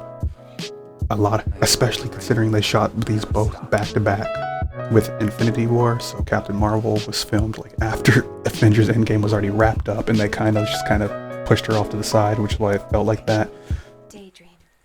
But honestly, the movie was amazing, and very long, but it doesn't feel that way. Honestly, the whole time heist, literally the whole time heist is just like an hour by itself. But that's because there's three different missions going on, so that's like 35 minutes per mission. Dude, that was like pure fan service going and back then into after Avengers 1. And Thor: The Dark World, everybody's least favorite Thor movie. Yeah, now they made people probably want to go see it again. So And then we got basically Avengers Infinity War Part 2 with Hawkeye and Black Widow. And their mission. And then we basically get like, once they come back from the time heist, it's like what, 15 minutes until like the final battle starts, which is about 45 minutes of just pure awesomeness. epicness. Like, it's just like some of the best shit you've seen. It's a comic book on screen. It's literally a comic book on screen. It's what Civil War should have looked like. Well, it did in some places. Boring airport fight. This is what I'm gonna punch you in the throat. I hate Civil War, but anyways, yeah, I know you do. You hate Civil War, but it was the first entrance of Spider-Man. Okay, I know, I liked that, but that's still my favorite version of this version of Spider-Man. Listen, that's because you're upset your side lost. Because we all know Captain America was right, and he was in the right for the entire movie. Iron Man, I was Team Cap for life. Team Iron Man sucked, and that's why they lost. I've gone to both sides first. I mean, I'm back to Team Iron Man, but I mean, let's look at who's still alive on Team Iron Man. Okay, it doesn't matter because everyone is a friend, so it's everybody's fine. friends. Just forget about it. But you gotta admit, if you look at the shots, it's a little bland. It's a little I don't static. know about that, man. The colors don't pop too much. I don't know about that, man. I feel like they should have saved Civil War for when they had this many heroes. It would have been way cooler. But see, but then it wouldn't work. I don't know. I mean, you can't do it anymore, but I think it would have been nicer with more heroes. Anyways, Endgame was great though. Endgame, amazing movie. That is going on my 100% recommend list. Yeah, that's my list. Damn, a pretty decent list. I like that. I'm not surprised that Avengers is your top pick.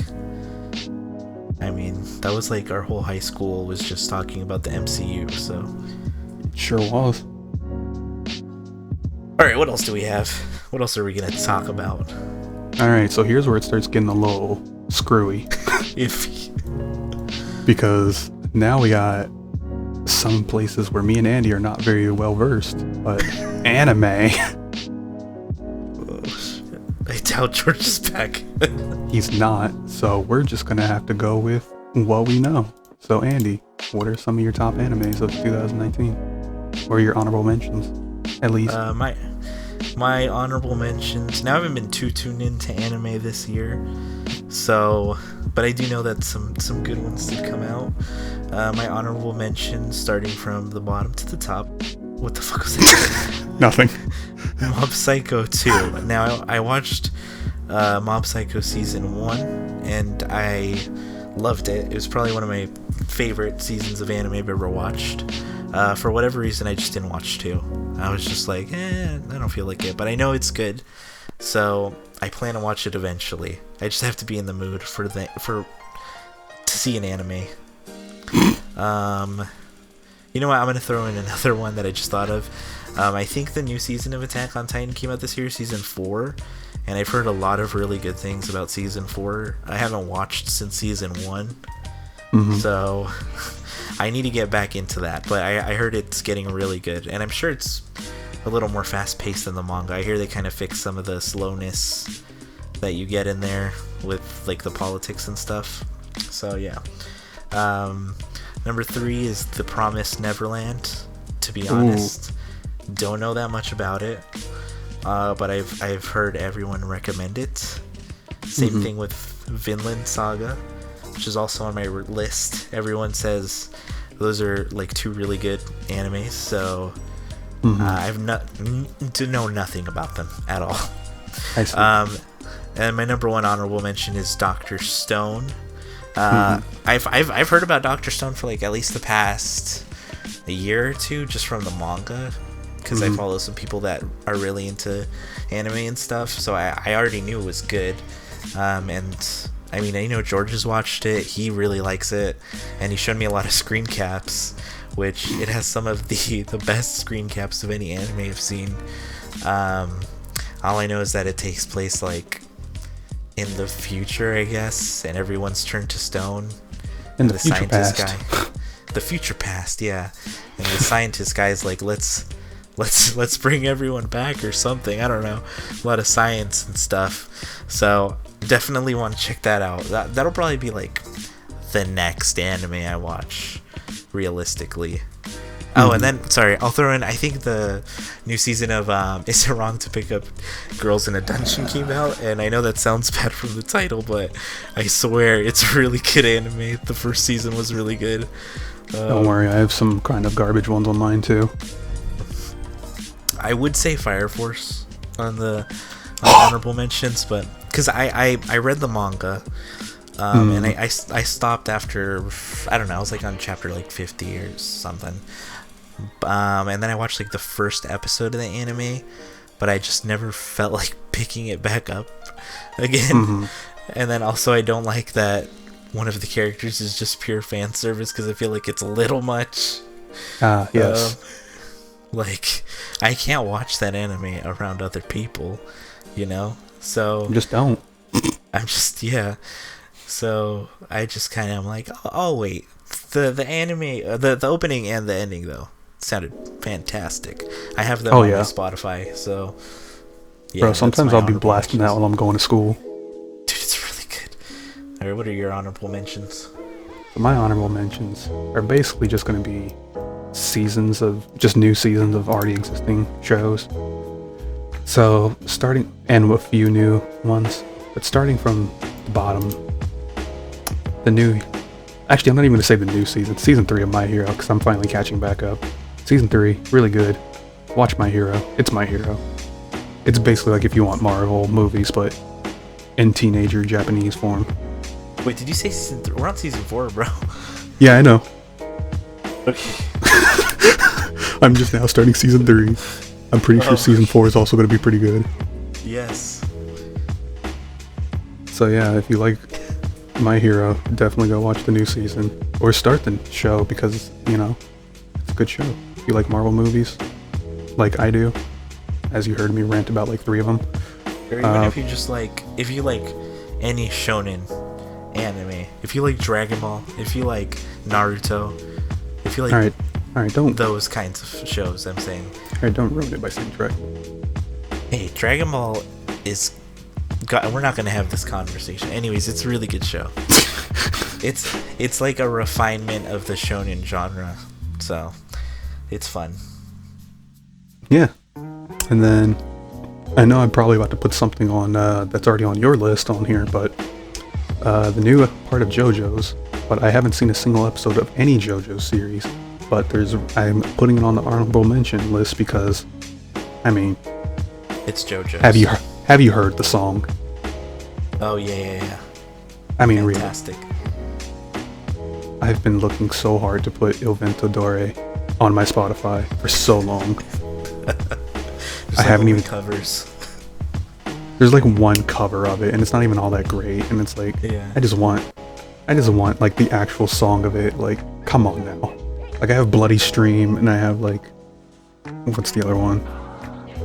Great Days. I don't have songs, dude. But I don't have Il Vento d'Ore. Fighting Gold, bro. Oh yeah, I also have that one. Fighting Gold is probably like the most hype one for me. I really like that. Nah, dude, Il Vento d'Ore. When you start with the piano, you just hear the doom doom. That's classic. You know when something's about to go down. That's when shit is literally going down. You right. And now for my next one, which is an honorable mention, which I didn't count it because I'm trying to put new anime from 2019 on my top list of 2019. However, a lot of people are going to debate this one. It's highly controversial whether it's an anime or not, but Ruby Volume 7. I'm really liking Ruby. I really like Ruby. First of all, I love Ruby, Rooster Teeth. You're doing a fantastic job. Matt is a Rooster Teeth shill. I am a Rooster Teeth shill. I still have my red versus blue shirt that I got when I was like 13 at Anime Expo. Man went to Let's Play Live. I did go to Let's Play Live, but only because they were hosting it in theaters. And I'm trying to see if I can get a ticket for when they come back for the Let's Play West Coast tour, which is going to be taking place in LA. But anyway, back to Ruby. I've loved Ruby ever since it started. It's honestly a good show. I would argue that it's an anime. I really like the political intrigue that's going on this season because it's not even focused on the fighting. It's more about the politics of upper and lower class. If you're a furry basically or not a furry. A country. It's basically politics of upper class versus lower class. And considering we have a large cast of characters who come from either lower class or upper class, it's a very interesting debate. I can see that maybe by the end of the season we're going to see a divide between a bunch of our favorite characters, and there's going to be a civil war type of fight before a big bad comes. So Rooster Teeth, killing it. Love your show. Keep doing y'all. I haven't seen it since season 3. And he knows I'm a huge fan of Ruby. Every time a new season comes out, he lets everyone know. Every time there's a new piece of artwork, a new song, he'll let everyone know. A new trailer, so I'm not surprised. It's good anime. American show. Listen, if Avatar: The Last Airbender is technically considered an anime, so is this. I wouldn't consider it an anime, but it's an animated show, yes. Listen, if Code Lyoko is technically considered an anime, so is That's this. French. It's a French anime. French anime, if you will. Yes, and this is the American-made anime. Anyway. Yes, let's move on. Another one of my honorable mentions. I've seen absolutely nothing about this except for apparently a big spoiler fight, but it looks really cool and it's well animated. But Demon Slayer, good show. Nezuko is, I could see already being super cosplayed. Oh yeah, lots of cosplays of this anime this year. And honestly, the fight was really well done and it was cool. That's all I have to say about Demon Slayer. I will probably watch it at some point. Honorable mentions? What'd you say? Is that it for your honorable mentions, or you still got more? Oh no, my last honorable mention you kind of already went over with, but Dr. Stone just seemed like a cool anime. I like the concept of like a future past, back to the past, like Samurai Jack. Yeah, Samurai Jack. Samurai Jack scientist. That's pretty much what I think it is. It's just Samurai Jack, but it's a scientist instead of a samurai. I know they just announced season 2, so... Scientist Jack, back to the past. But yeah, that's it for my honorable mentions. Alright, so my top list is literally... Well, I guess at this point it's like 3. I'll start with the last one, because I don't even know if I should be putting this on this list. It's Demon Slayer, because I've only seen 3 episodes. But it's really good, okay? I know it's gonna get better. But you know, it probably shouldn't be on my best list since I literally have experienced like less than a quarter of the series. But the animation's great. The characters are already pretty likable. So definitely a great new anime. Probably gonna be one of my favorites. Like after I catch up. Number 2 is probably gonna be JoJo's Part 5. I love JoJo's, love every season, and this one was fantastic. It did take me a little bit to like really get into it, but it's up there. It's really good. The music's good. Animation's always fucking good. You know, you can't really go wrong with JoJo's, at least once you're caught up. I know it's like a hard thing to get started, but when you're in it, you're in it. So, good anime. And my number 1 is, oh my god, this guy. He had it on the soundboard. My number 1 anime is My Hero Academia Season 4, because honestly this season has really been hitting, especially these last few episodes. I mean, I already loved My Hero, and I am always happy when it comes back for another season. A lot of crazy stuff's going to be happening, for sure. So I'm excited to see where it's going to go. I've been watching the sub, but I actually really do like the dub of this anime. So once the season's done, I'm gonna watch the dub. Blasphemy. Anyways, it's a really good dub. But yeah. Love this season. Fantastic. Haven't watched enough anime though, really, to even make a list. I don't know. I think that's literally all I've seen this year. Honestly, same. Because starting off my list is going to be a very unexpected one.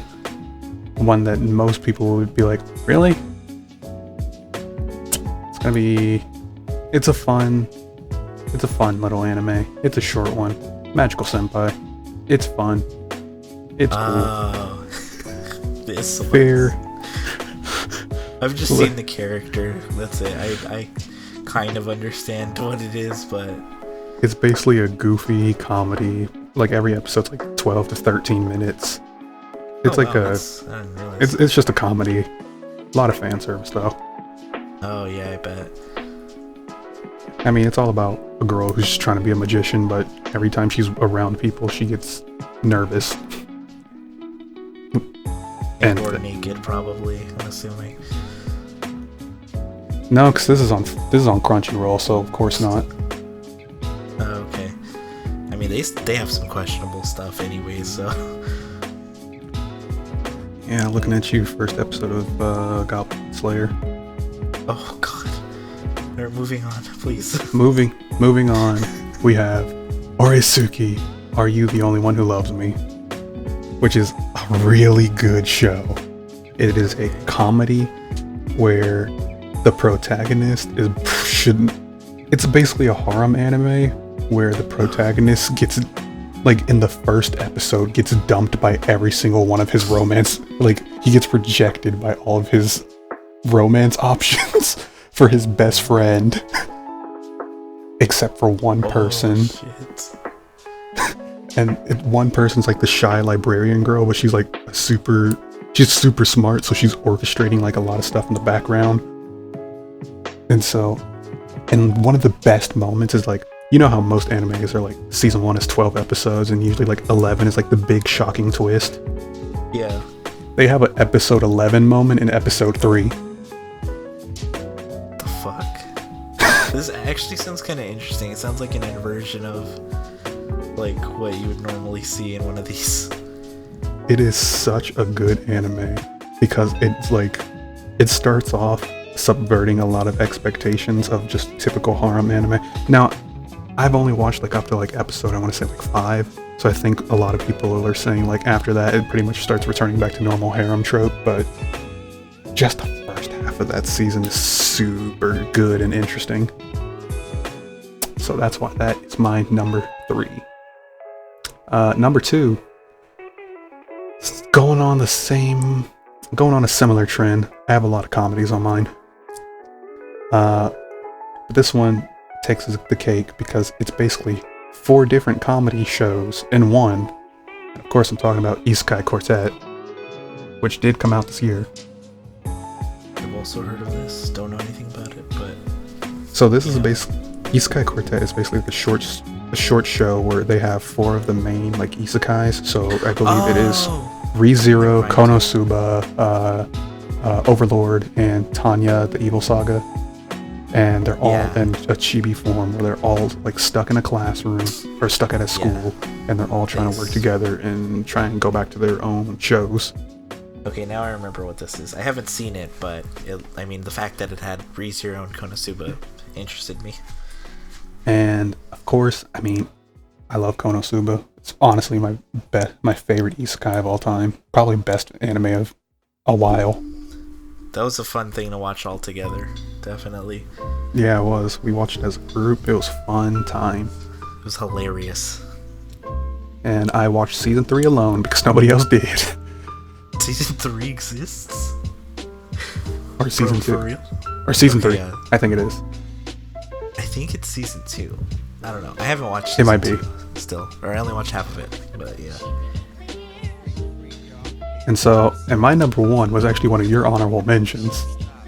But honestly, I love this studio because they gave us a good anime for the like 90% of the season. But Soul Eater was one of my favorite animes growing up, so of course I had to give honorable mention / number 1 spot to Fire Force because I love Soul Eater. Gotta support the studio. Honestly, Fire Force is like My Hero, but better. Okay, maybe relax a little bit, buddy. It is not the same. Okay, it's like My Hero, but everybody's Todoroki and everybody has a different fire quirk. Everyone's Todoroki. Todoroki, the anime. Pretty much. Or you could say it's like Soul Eater, but the weapon is fire. It's like Soul Eater. It's like Soul Eater, but not. But we don't talk about that. It's the same art style. Same art style, same company who did it. If they have a dub, I hope they like. Listen, there's only one character like that, and even in Soul Eater, there is pretty much. If you really want to make that argument, Tsubaki was kind of, for the most part, fan service. A little bit, but Blair was the obvious fan service character. Well, obviously. Listen, there was a lot of fan service in Soul Eater. There was. You have fucking Death the Kid grabbing his sword or guns, but not in the same way that you might think if I said that sentence. Yeah, you sure wouldn't. Yeah, so, And honestly, it's a good show. Honestly, so far right now where I'm at.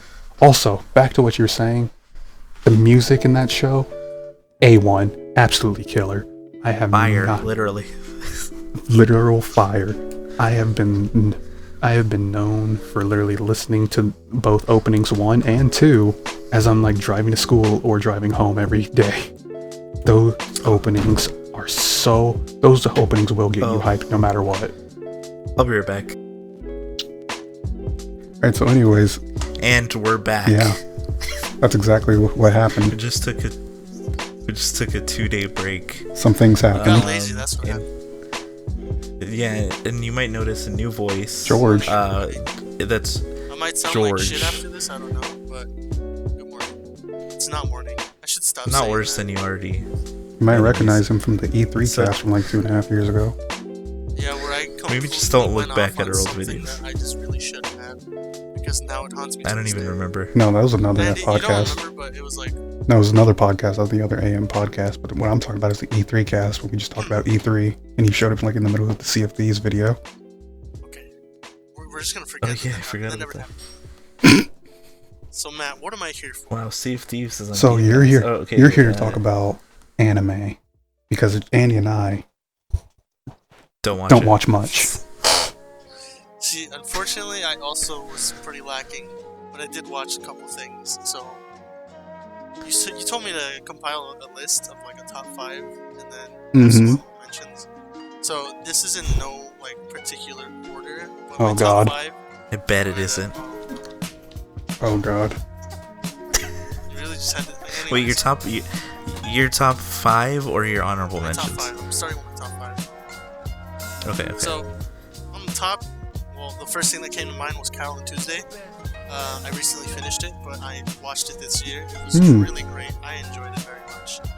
Oh, that's on Netflix, Yeah, right? it's on Netflix. I got season 2 and everything. Both seasons came out, I think. Yeah, they both came out this year. But it was very enjoyable. Tugged at my heart a lot. Overall, I just really enjoyed it. So there's that one. What's it about? I mean, it's one of those shows where like I can't really go into detail because it's really just better for you to watch it. It won't make sense if I try to explain it, because it kind of just throws the story out at you. On the second thing that I put on this list. Okay, Is it sad? Laughing. No, that was my chair creaking back. Anyways, the second thing I put on this list was Mob Psycho, the second season for Mob Psycho. Ooh. Because that came out early this year. I enjoyed it very much as well, and there were some people that I know that like were having problems with it just because of how Mob deals with everything during the season. But I think it really fleshed him out more, made him more human, and the fact that it wasn't even just him; it was also some of the other characters like Reagan.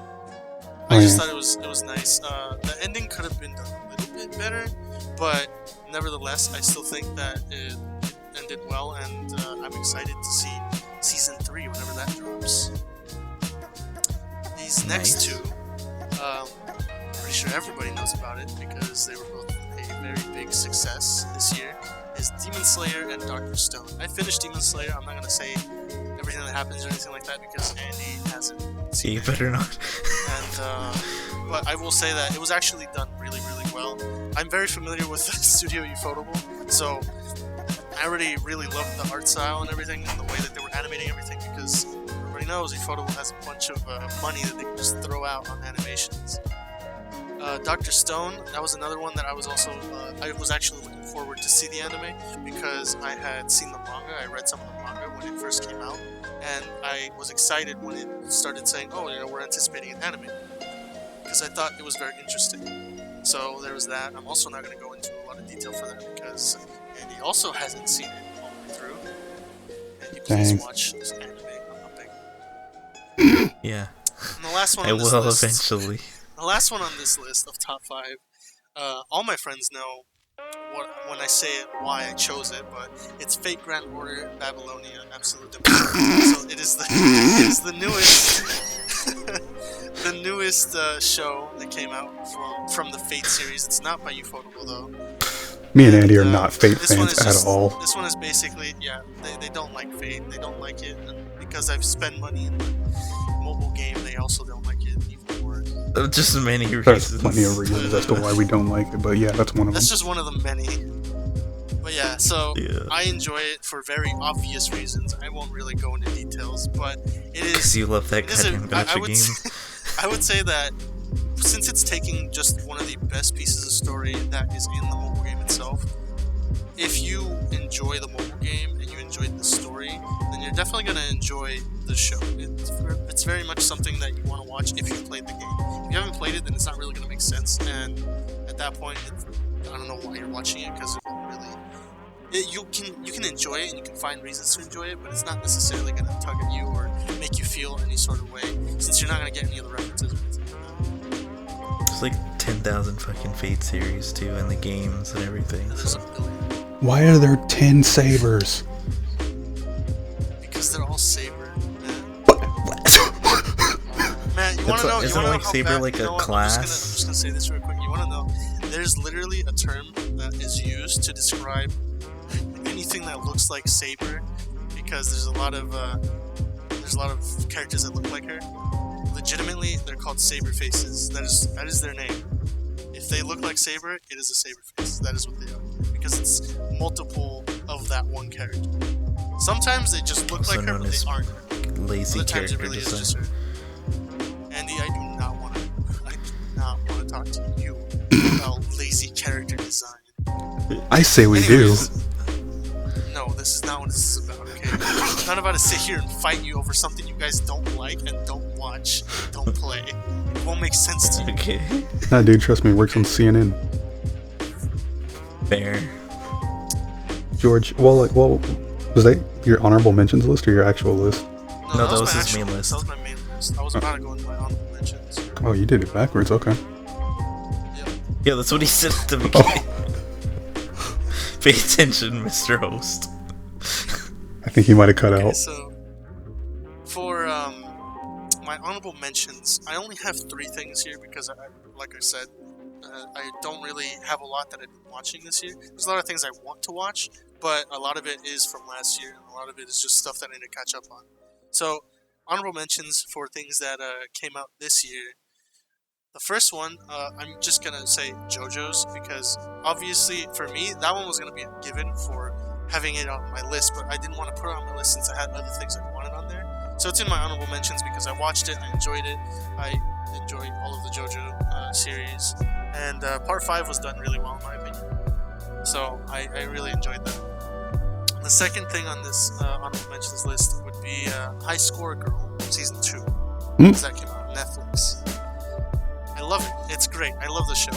And despite it being a little bit uncanny just because it's 3D, it has CG, I enjoy the references. I enjoy most of the storytelling. I don't think it's done badly or anything like that. It's just that it's definitely one of those things where, like, if you're like Andy, if it makes you uncomfortable to look at, if it's too CG for you or anything like that, then you probably won't enjoy it. Just have to get past the visuals. The last thing on this honorable mentions is Bungo Stray Dogs season 3, because that came out. Bungie Strange Cheese. Bungie String Cheese season 3. You know, that came out this year, and I enjoyed it very much. I enjoyed the fact that it explored things that were mentioned but were never really expanded on. And well, actually, yeah, I was right in saying that. But I like that I showed you that anime. I was like, dude, I've only seen the first episode, so check this out. And then I dropped it. I went ham on it. But yeah, this year I watched the movie for it and on Crunchyroll. But I know that movie didn't come out this year. I think it came out last year. But season 3 came out, and I didn't know until when I watched the movie. So when it came out, I watched it, enjoyed it very much, and I just felt it deserved a spot here because, 1, I wanted to remind Andy to watch it, and 2, I mean, not a lot of people really talk about it that I know of, so to me, I think it's something worth watching. Wow, this feels like half a call out for Andy. There are Yeah. there are 2 things that I did see this year, but I don't know if they count as honorable mentions because they're movies, they're animated movies. I was going to ask you about one of these. You're gonna ask me about one of these? Were you gonna ask me about Konosuba? Because I watched the Konosuba movie. No, the other one. Promare? Yes. There's Promare. Oh, actually, there's 3. I watched 3. But one of them, you guys are. I want to see Promare. Because one of those was Fate. Oh, of course. Obviously, I had to go see that one. But I'm not going to go into that one. But the other 2, which would be Promare and the Konosuba. Promare, I enjoyed it very much. I'm not going to really spoil it or anything like that. But I will say that if you are familiar with, animes like Penny and Stocking, Kill la Kill, if you like those kind of anime, you're going to enjoy Promare. Studio Trigger. It's pretty much just Trigger. If you want me to sum it up, it's a Trigger movie. It's just Trigger. So it's not something you go in and you take like super seriously or anything like that. It's more or less that something that you want to go in and just enjoy, and I think you'll be perfectly fine. Even if you haven't really seen anything that Studio Trigger does, it's still nevertheless an enjoyable movie. Am I like the only one who couldn't get into Gurren Lagann? I haven't seen it, so I have no opinion on it. But I mean, everyone listed as like one of the best anime ever. So I just couldn't get I into feel it. obligated to watch it. Like, it's not for everybody.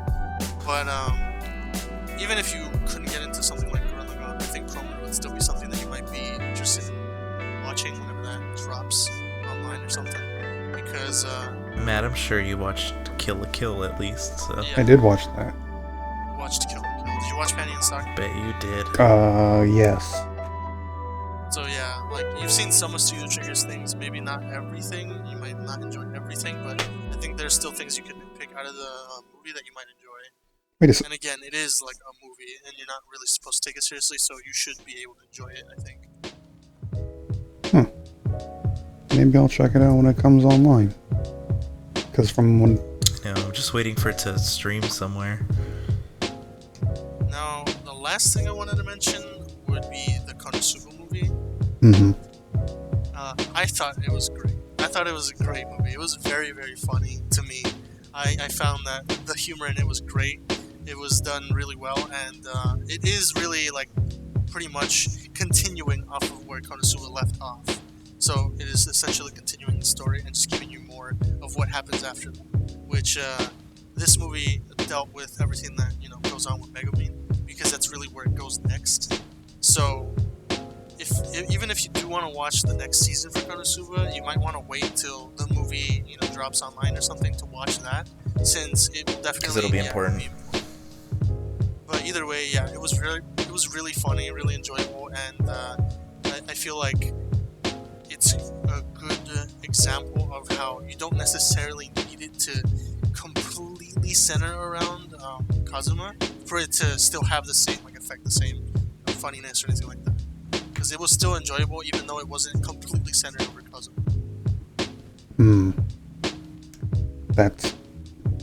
Is that also in theaters, or is that something that you can check out online? That was in theaters. That's why I said that if you do want to see the next season for Konosuba whenever that drops, you would have to wait till that starts streaming online or something.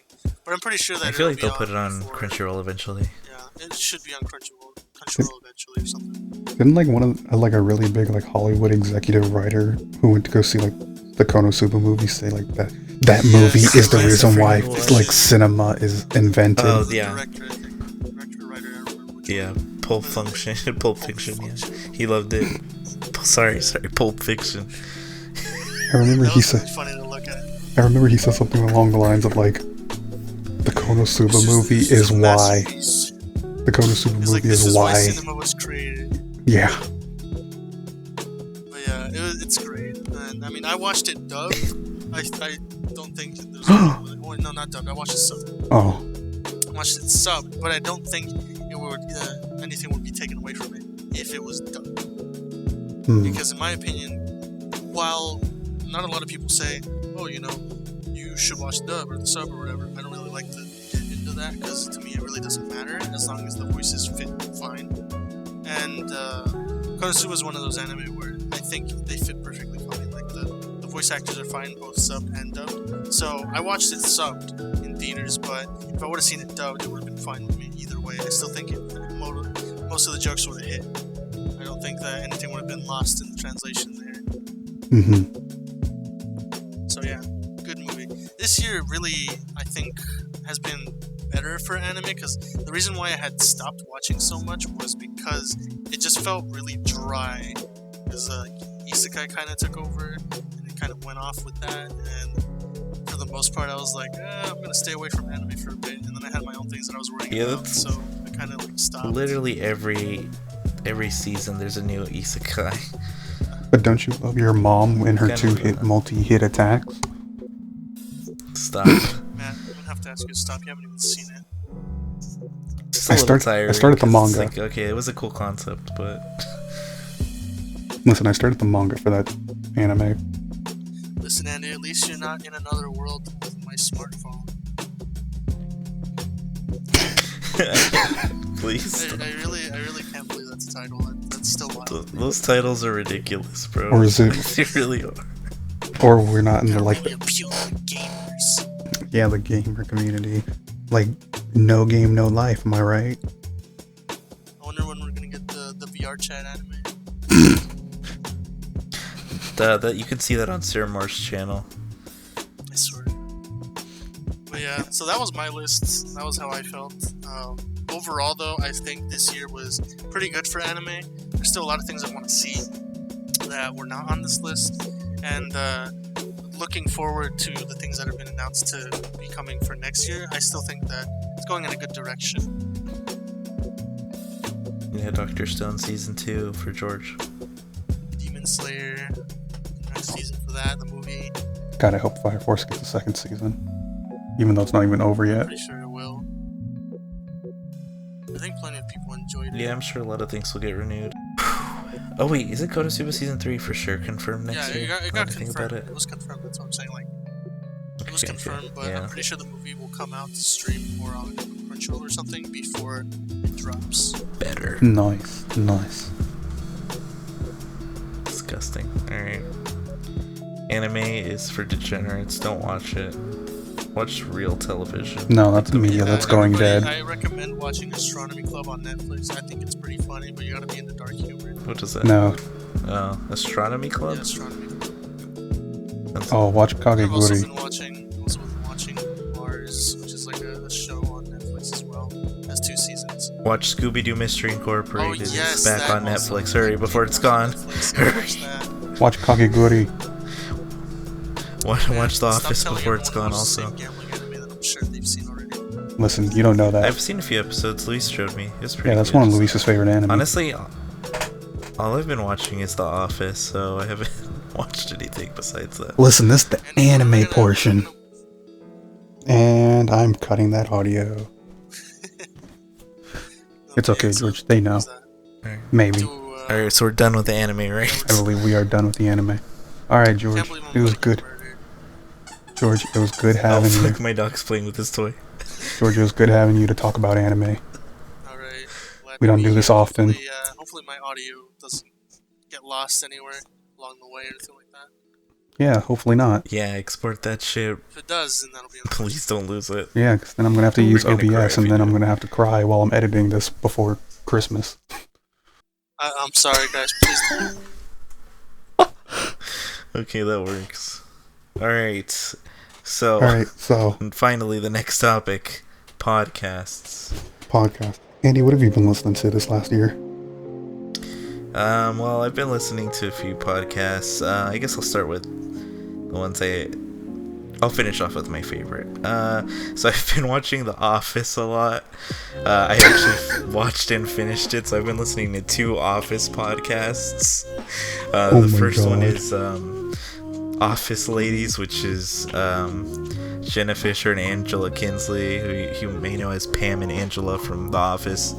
They're literally watching every episode and just like saying behind the scenes stuff and like what they remember about making the episode, and they catch like a bunch of like facts and tidbits like while they're rewatching it. So it's pretty cool to get some insight on the actual like process of the show and to like, you know, just go through it again with them. And then the other one, yeah, I like it a lot. The other one is the Michael Scott Podcast Company. Now this is just 3 dudes that are like super fans of The Office, and every week they go through either like an episode, an arc, a season, or a specific character, and they just discuss them. They're pretty knowledgeable, so it's pretty entertaining going through every episode, and they all have some pretty nice voices, so I just usually listen to them while I'm at work, because they do that. I'm a stalker, so that sounded weird. Another one I've been listening to is Snap Judgment Presents Spooked, so I am into paranormal stuff, so really? If you're into that, this is a good podcast. Would have never guessed, considering you've played, I don't know, the entire Five Nights at Freddy's collection up to the 5th game. Resident Evil. You used to dub scary stories. Yeah, that's Would have never guessed you're into horror things. Yeah, even though I'm a big chicken. But anyways, if you've watched like any show like A Haunting or something like that, it's kind of like it where like you'll have the host, he introduces like the story or whatever, and then you have like the person who this thing happened to actually recount their story, and their production is like insane, because it's like actually like this big podcast company or whatever, I don't know, but clearly they have like a huge budget because the audio is fantastic. They have really good music that like fits the tone of the episode, and it's different every episode. They have like sound effects and stuff, so it really feels like you can totally envision what the speakers are saying. So I really like it. It's pretty cool when I'm bored and I want to like play a game and listen to something spooky. So if you're into that. I've also been listening to the Podcast Network. They have a bunch of podcasts, like probably like 20 different ones, but I like serial killers and haunted places. Pretty good. Like same one or two hosts. They just go through history and like stories of those things. Like for the serial killers, they'll go through like their psychology and how like they grew up and stuff. And then my favorite podcast is a smaller one. And it's called The Secret Podcast. It's hosted by... Is it really that small anymore?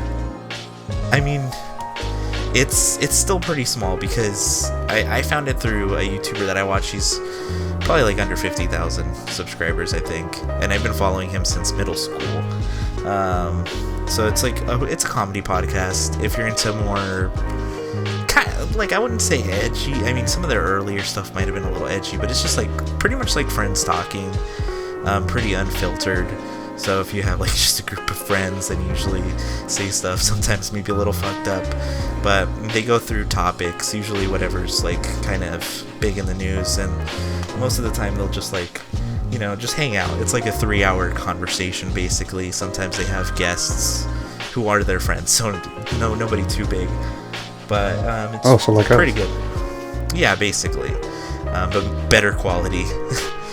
And they're all really, really funny guys. They're actually around our age, like more like maybe 25, 23 range. But it's my favorite podcast. They're on episode 160 now, so they've been going good for a few years.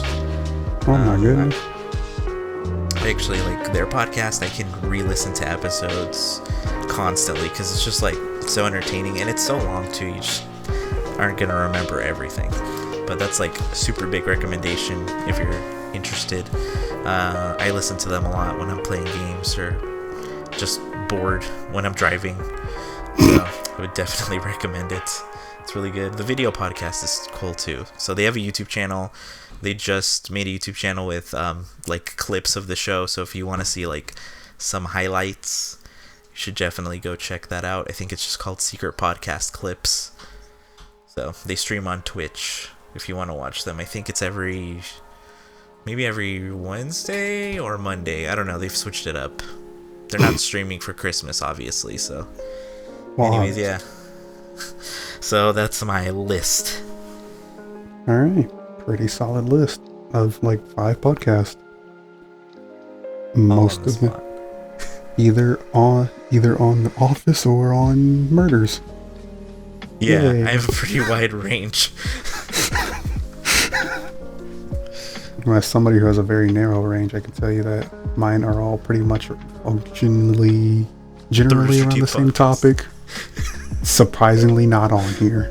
Wow. Okay. I'll go with like honorable mentions first. First one is Casters and Castles. That is a D&D based podcast hosted by some of the Overwatch lead casters. I mean, it's D&D and Overwatch. Everything's pretty much on the spot, homebrewed, like just whatever.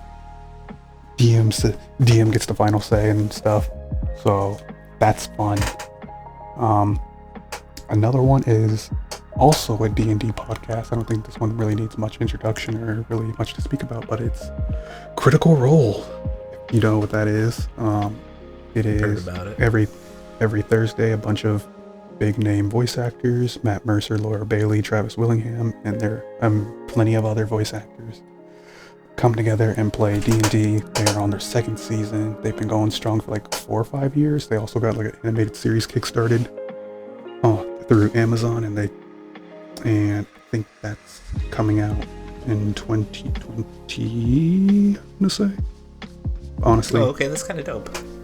Yeah, and the episode lengths are usually like around 3-4 hours. So, and usually a normal season, season 1 lasted like around 100 episodes. So holy shit. And I think they're like around they're like around episode, I want to say like 87 now. I could be wrong. But yeah, so if you really want something to listen to that's D&D related and it's with some of your favorite voice actors from video games and movies, Critical Role's the way to go. Is that on Spotify? Yes, it is. Okay, I might check it out. Because I listen to it in the car sometimes. Another one is getting into my actual list, the official podcast. If you know who the YouTuber Critical is, he and a few of his friends get together, sort of similar to the Secret Podcast. Yeah, that guy. Him and his friends, they all get together and they do a podcast every Thursday. Pretty similar to Secret Show or the Secret Podcast. They pretty much talk about whatever they want, ranging from literally any topic. It gets kind of edgy sometimes. Yeah. They're also podcast lengths are usually shorter. They're usually like around an hour and a half. So it's very easy to binge if you just want something to watch. Definitely a good one. I like their podcast too. I watch an episode every now and then. Their podcasts are very good. The one after that, back to D&D. This one, The Unexpectables, is a D&D podcast hosted by, if you're familiar with the group Team 4-Star, who's done Dragon Ball Abridged, it stars a bunch of their members, one of the main members being Takahata 101, very big voice actor for the Abridged community, and I'd say almost the normal voice acting community. Yeah, a lot of them have crossed over now. Yeah. The game is run by his sister, Monty Glue, and it's basically taking place in her own, like, homebrewed world. And I think there's only like 115 episodes right now. They're each about 2 to 3 hours per episode. And honestly, that's like my go-to D&D podcast right now. Because the world building is awesome. There's characters that are always like getting called back to. Every character is like a fan favorite. Nobody gets left out. It's such an amazing show. I highly recommend it if you're like into D&D. I had to stand up for a second.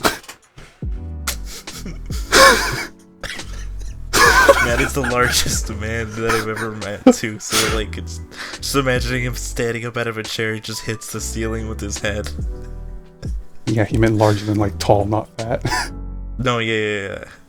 Height wise, you're like 6'7", aren't you? I'm 6'8". 6'8". Good lord. Andy, how tall are you? Maybe 5'5", I think. Yeah, it should be about 5'5". Sometimes I may seem like a 5'4", but you know, that's not a bad word. So you're literally the embodiment of like those memes with like girls with or women with like who are 5'5" with heels and they look like giants, and you, like guys who are 5'5" and you're like a mouse. Yeah, that's literally me, dude. I'm just really small, okay? I'm sorry, my brother got all that. Well, actually, I don't know. I'm about my parents' height, like both of them, but my brother's like 6 foot. And, like, I mean, he's large, but then there's fucking Matt. So. Yes, I'm the embodiment of the word tall. If you met your me wingspan, or too. seen me. Oh yeah, my wingspan's ridiculous. I think I've grabbed something from like across Andy's room once. Dude, his arms are like the length of his whole body almost. It's ridiculous. I don't play basketball. That's an adaptation there. Matt is the proof of evolution.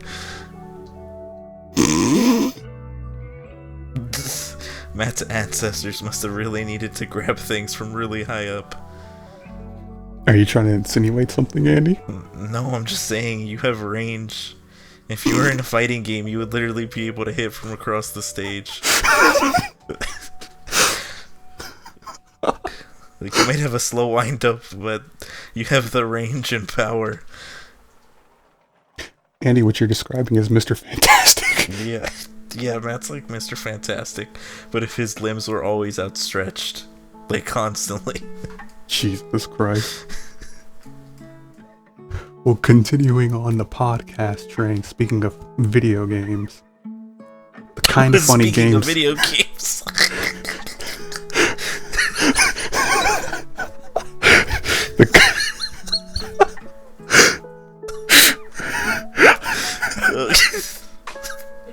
I literally said Mr. Fantastic, and then you're like, speaking of video games. Because you said I have a long wind up like a video game. Oh, okay. Right, Speaking I forgot of how I video got games.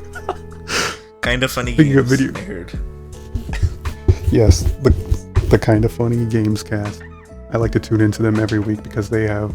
I mean, they're also another internet group that's been going like for a long time. They've been going for a hot minute. If you're not new to the internet, you're aware of who Kind of Funny is. But if you're not, they're a group of gamers based in San Francisco, and they do like 18 podcasts a day.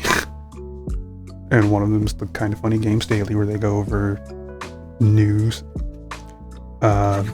video game news that happen like over like every day. And episodes are ranged between like an hour to like an hour and a half. And their podcast is literally every day. So if something happened big in games, they'll usually like recap it and usually answer questions. They have a Patreon where they'll also like answer questions from. Yeah, if you want to know what's up in gaming, I definitely would say check them out. And like I said, they literally do it every day. So if you miss a day, yeah, you'll never miss out because they're doing it every day, except for Christmas. Yeah, I'm assuming all major holidays. You'd be surprised.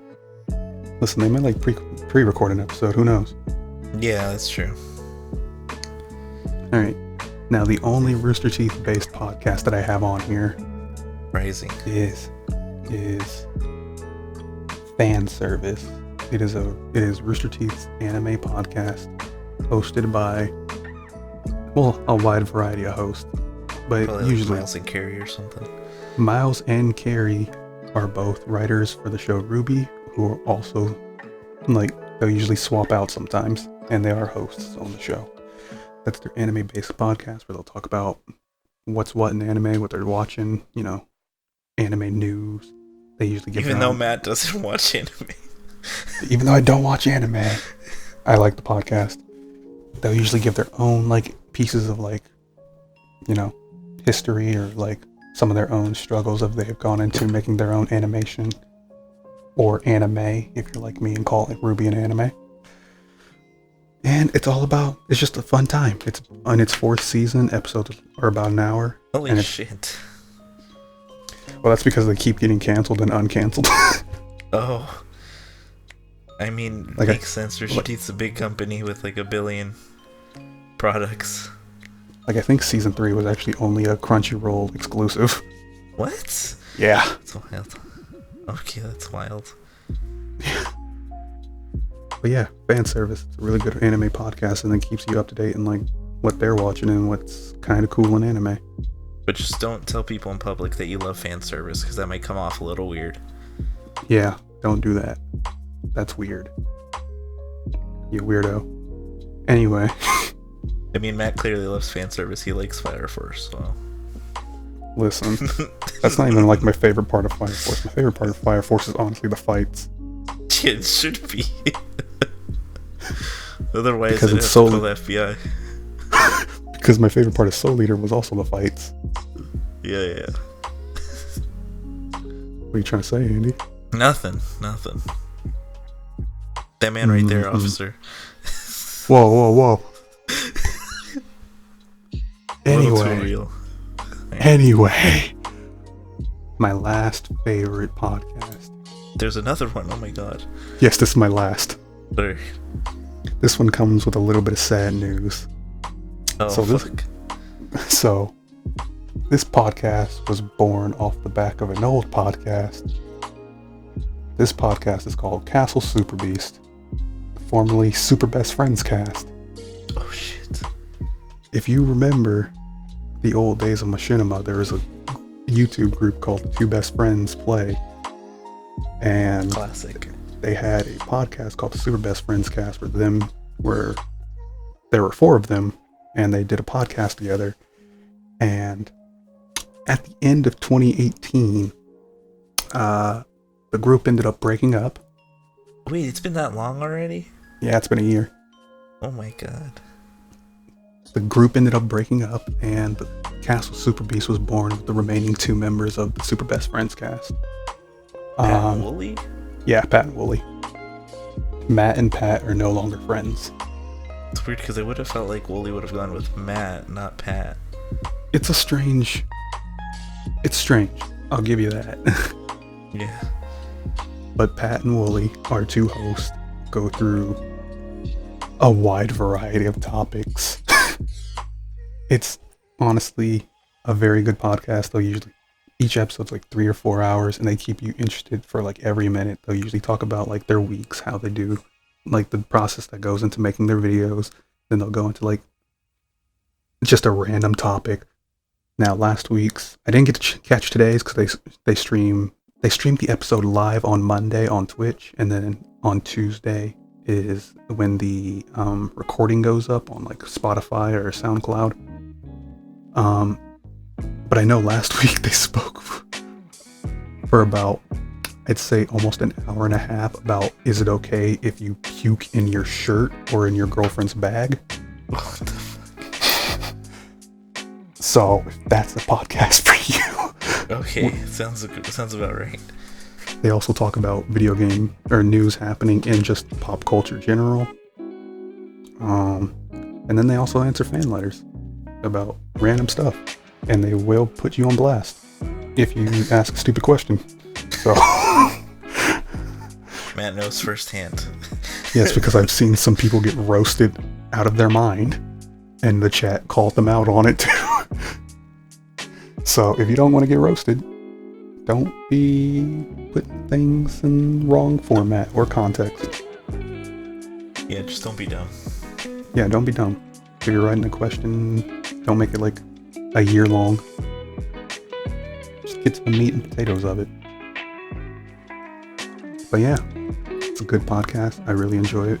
Also, if you go to Wooly's YouTube channel, he does upload a bunch of the highlights of the podcast, and you can just watch clips there.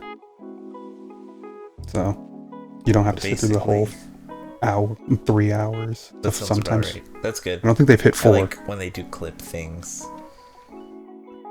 Yeah. They can get a little sample, a little taste of the podcast. Yeah, so you don't have to sit through and watch an hour and 45-minute discussion of whether it's okay to puke in your shirt or into your girlfriend's purse. The correct answer is the purse, because at least it'll hold it. The actual incorrect answer. That's actually the incorrect answer. Oh, okay. Supposedly. Okay. Because I'll just watch the podcast. Because if you puke into your girlfriend's purse, Andy, your girlfriend has a bunch of stuff in there. Ooh, that's true. It could be important too. So if it's, and it also has to do with like the consistency of the barf. So if you like puke, so if it's like chunky, you can like keep it in your shirt and like hurry up and waddle to the bathroom or the nearest. Okay, like, I don't want to think about it. I don't want to think about it. I'm good. I get it. Watch the podcast. I think Wooly does a better explanation than I do. Yeah. I think I'll just hear his. Alright, so sounds about it for the podcasts. It's basically Matt's just likes really nerdy stuff. Makes sense. Fits his character. That is true. I am the nerd. Exactly. So our last topic is a very interesting one. The best game of the decade, correct? Correct. The best game to come out from 2010 to 2020, January 1st. Can't believe it's gonna be 2020 next week. Yeah. Good lord. Alright, who do you want to go first, Matt? Me or you? I think I'll go first on this one. Because I have a very controversial game. So this game is very, very controversial for my game of the decade. Because the ending got many people upset, but the game as a whole reinvented the entire like trilogy as it was. Mass Effect 3. Mass Effect 3. I had a feeling. That's actually wild. Wow. The gameplay itself was completely and wildly different than its two predecessors. I completely enjoyed the weapon crafting system that was inside the game. I really enjoyed the cover system and the vault and sprint features that were added to the game. I enjoyed everything about the game all the way up until its ending. And even then, I could see why the ending is controversial, but I still feel like that trilogy as a whole is spectacular. And the third game, honestly, I have not had more of an emotional effect towards a game ever. Impressive. Not even Resident Evil has made me feel the way Mass Effect 3's did. That's actually crazy. Okay. So, my game of the decade is Mass Effect 3. I didn't even... What year did that come out in? 2000 and I think 12. And I think Mass Effect 2 came out in 2010. Surprised you didn't pick Mass Effect 2. That's most people's favorite. Yeah, because Mass Effect 3 is... Well, the ending is what gets most people. Yeah, I mean, they kind of patched it, right, or something? They like... Yes, there was a patch, but there wasn't when the game came out. Which is why a lot of people were upset initially. And even then, it's still... All the patch did was just kind of expand on your decision and, like, add on to, like, okay, here's a little bit more of what this does. Yeah, at least it's better than Andromeda, so... Though, the one thing I will say, I didn't like how you have to actually play the multiplayer co-op survival mode to get the perfect ending. What? Yes. For real?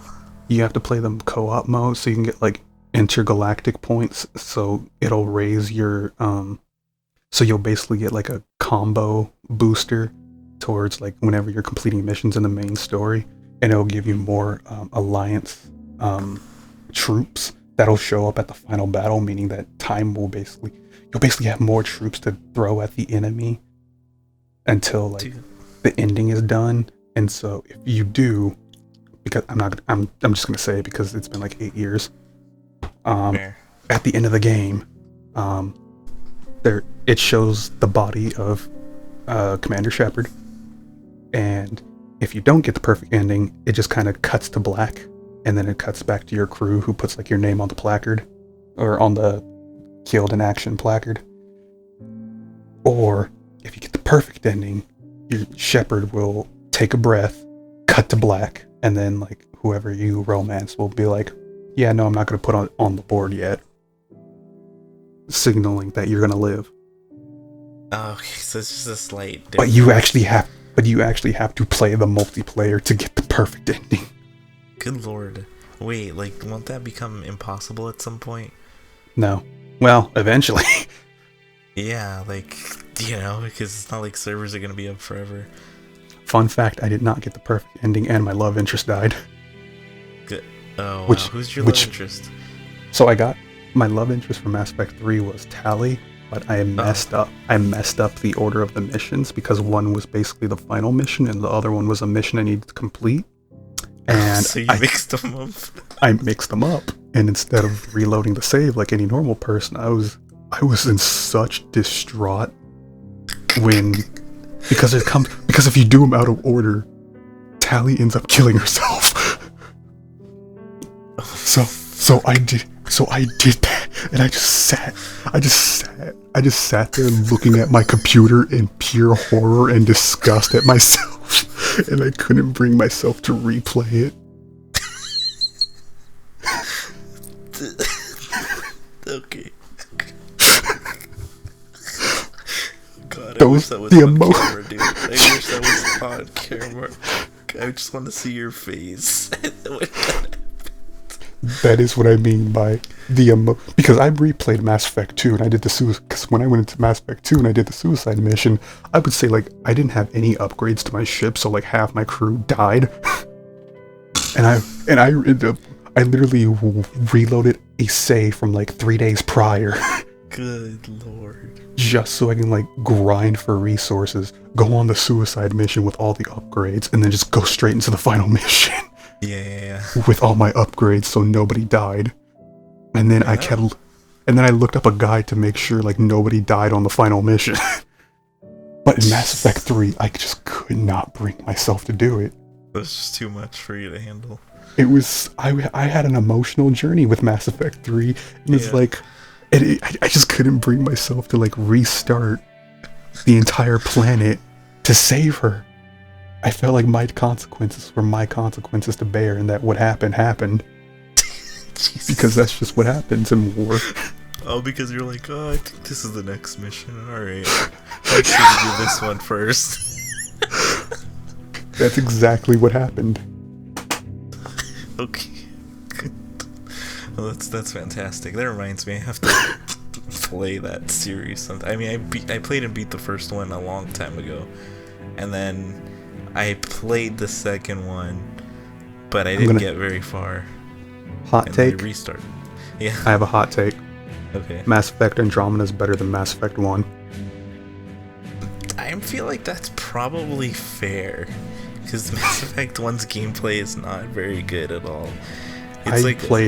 I literally forced myself to play and beat Mass Effect 1 on the same day just so I can start playing Mass Effect 2. Well, you beat it in one day?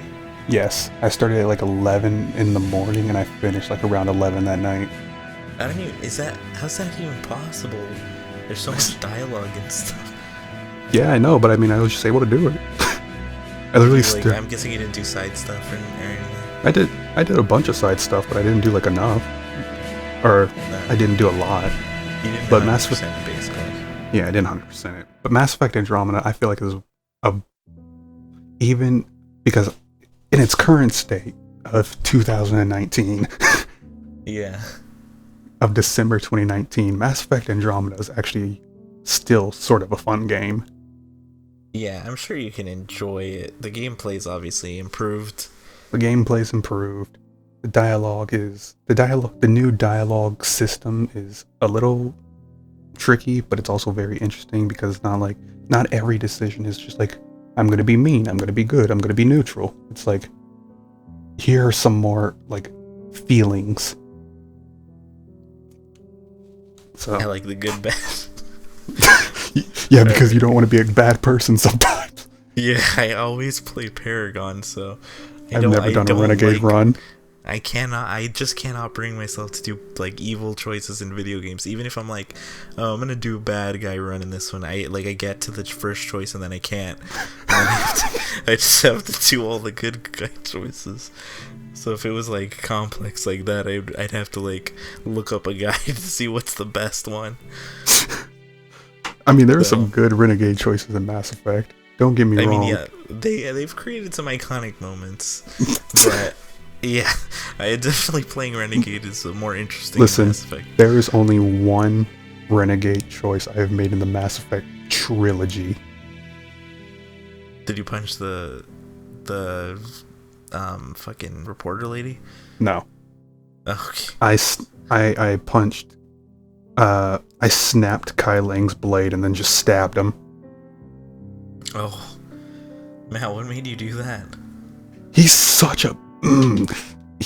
Mass Effect 3, Kai Lang is such a bad guy. Like, stereotypically so, that it's just not... He's just a laughable, like, evil character. Like, I think one of the points in, like, you fight him and you lose, and then you basically, like, lose a planet, and then he'll send you an email. He'll send you an encrypted email that's basically like, haha, you suck, you couldn't save that planet, you loser. So you snapped his... slit his throat, you're like, I'm tired of you. Dude, I just imagine Matt's, like, vision went red and he just hit the button to kill him. Also, I think that's, like, literally the only, Renegade decision that doesn't actually affect your morality. Oh, okay. Then that's... I mean, you kill a lot of people anyways in your playthrough, so... Also, he kills, like... One bad... Also, he'll kill, like, 2 of your teammates if you don't, like, automatically. Oh, or okay. if you don't do a loyalty mission in Mass Effect 2. Now I know to do that if I ever get to the game. I mean, at this point I have to replay the whole trilogy to even know what's going on, so I'm gonna have to make myself go back through the first one.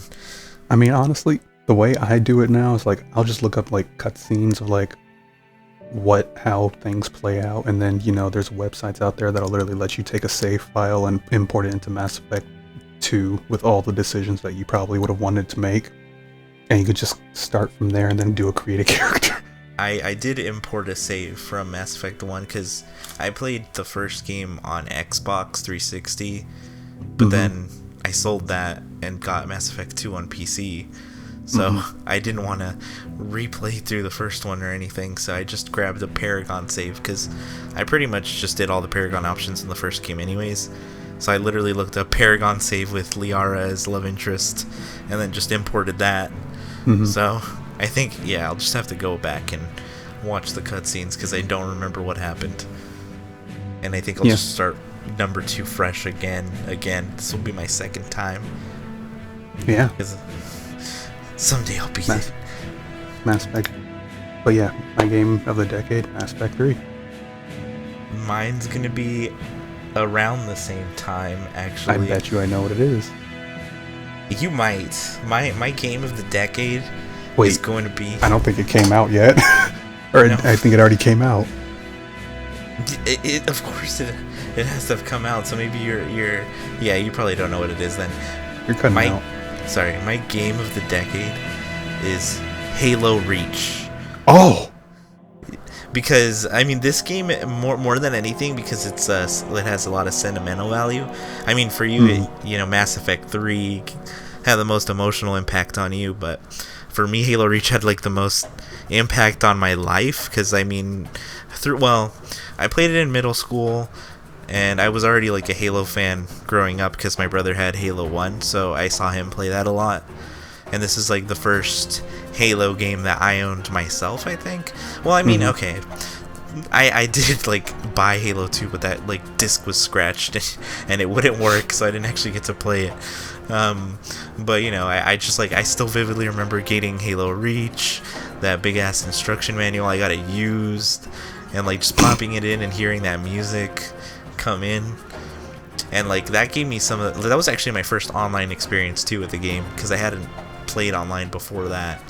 Most kids were playing Call of Duty, but I got Halo Reach instead. So I got to meet a lot of cool people, specifically George, who's like now my best friend.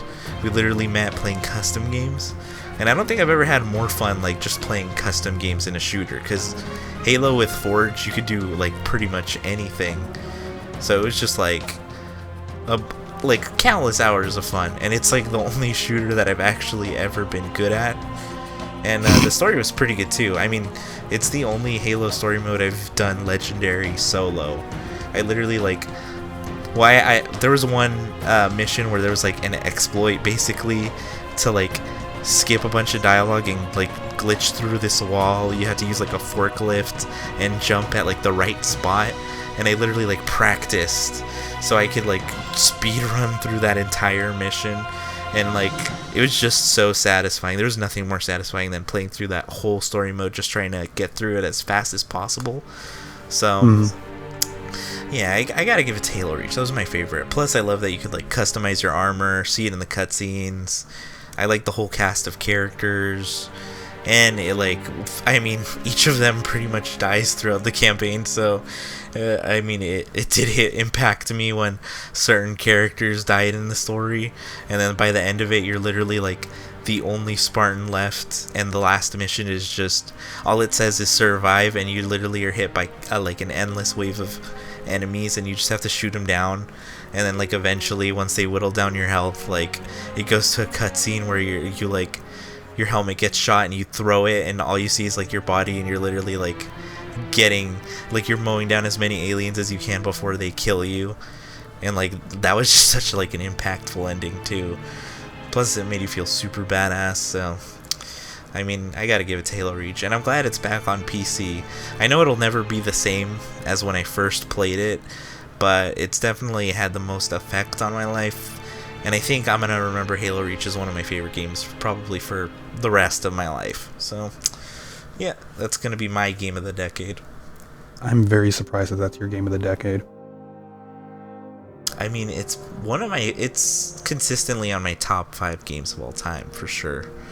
What did you think I was gonna say? Andy? Yeah. Oh. I was saying, what did you think I was gonna say? Persona 4 Golden. Did that even come out this decade? 2012. Oh, okay, to be fair, I didn't know that, but I still think Halo Reach for this like sentimental value. But if I had to pick like a secondary option, it would 100% be Persona 4 Golden. Spent way too much time on that game, and it's still my favorite Persona game, so there's that. But anyways, that's all our lists, I believe. That is all of our lists. I cannot believe we managed to get through this. Me neither. I'm surprised. I'm surprised you managed to get me to do this. I can't believe I got you 2 nights within the same week to do this. Yeah. So yeah, to be fair, that's the more important part. I know, in 2 hours, basically. I mean, I don't know how much you're gonna cut it down to, but I mean, like this recording itself is 1 hour long already. Yeah. So, all right, for everybody watching, I'm gonna try and have this out by Christmas. We'll see. Which is in 2 days. Because we're recording the second part on the 23rd. So I'm basically going to be spending all of my Christmas Eve and probably some of Christmas editing this down. And if Matt decides to actually spend time with his family, then you'll probably see this on the 26th or 27th. Potentially. Yeah. No, it'll be the 26th at the latest. Yeah, okay. So if you're listening to this this week, happy holidays, Merry Christmas, happy holidays to Matt and Auntie in the future watching this video.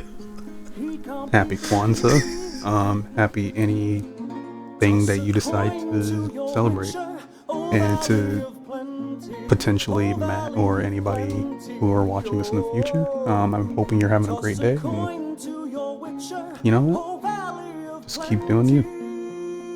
Dude, I mean, in this decade, we've also began making videos. So, yeah, you know, to 10 years, bro. To 10 years. Let's see how things look in the next in 2030. decade. Yeah. Let's see how things are looking in 2030 when we make the AM podcast episode like 6.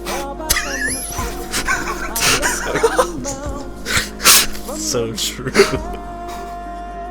Alright guys, we'll see you on the next one later. Happy New Year. Oh yeah, Happy New Year if you're watching this later around then. Yeah. and happy every other holiday that might be within proximity when you're watching this. It's probably just going to be us watching it, to be fair. Fair. Later. Deuces. See ya.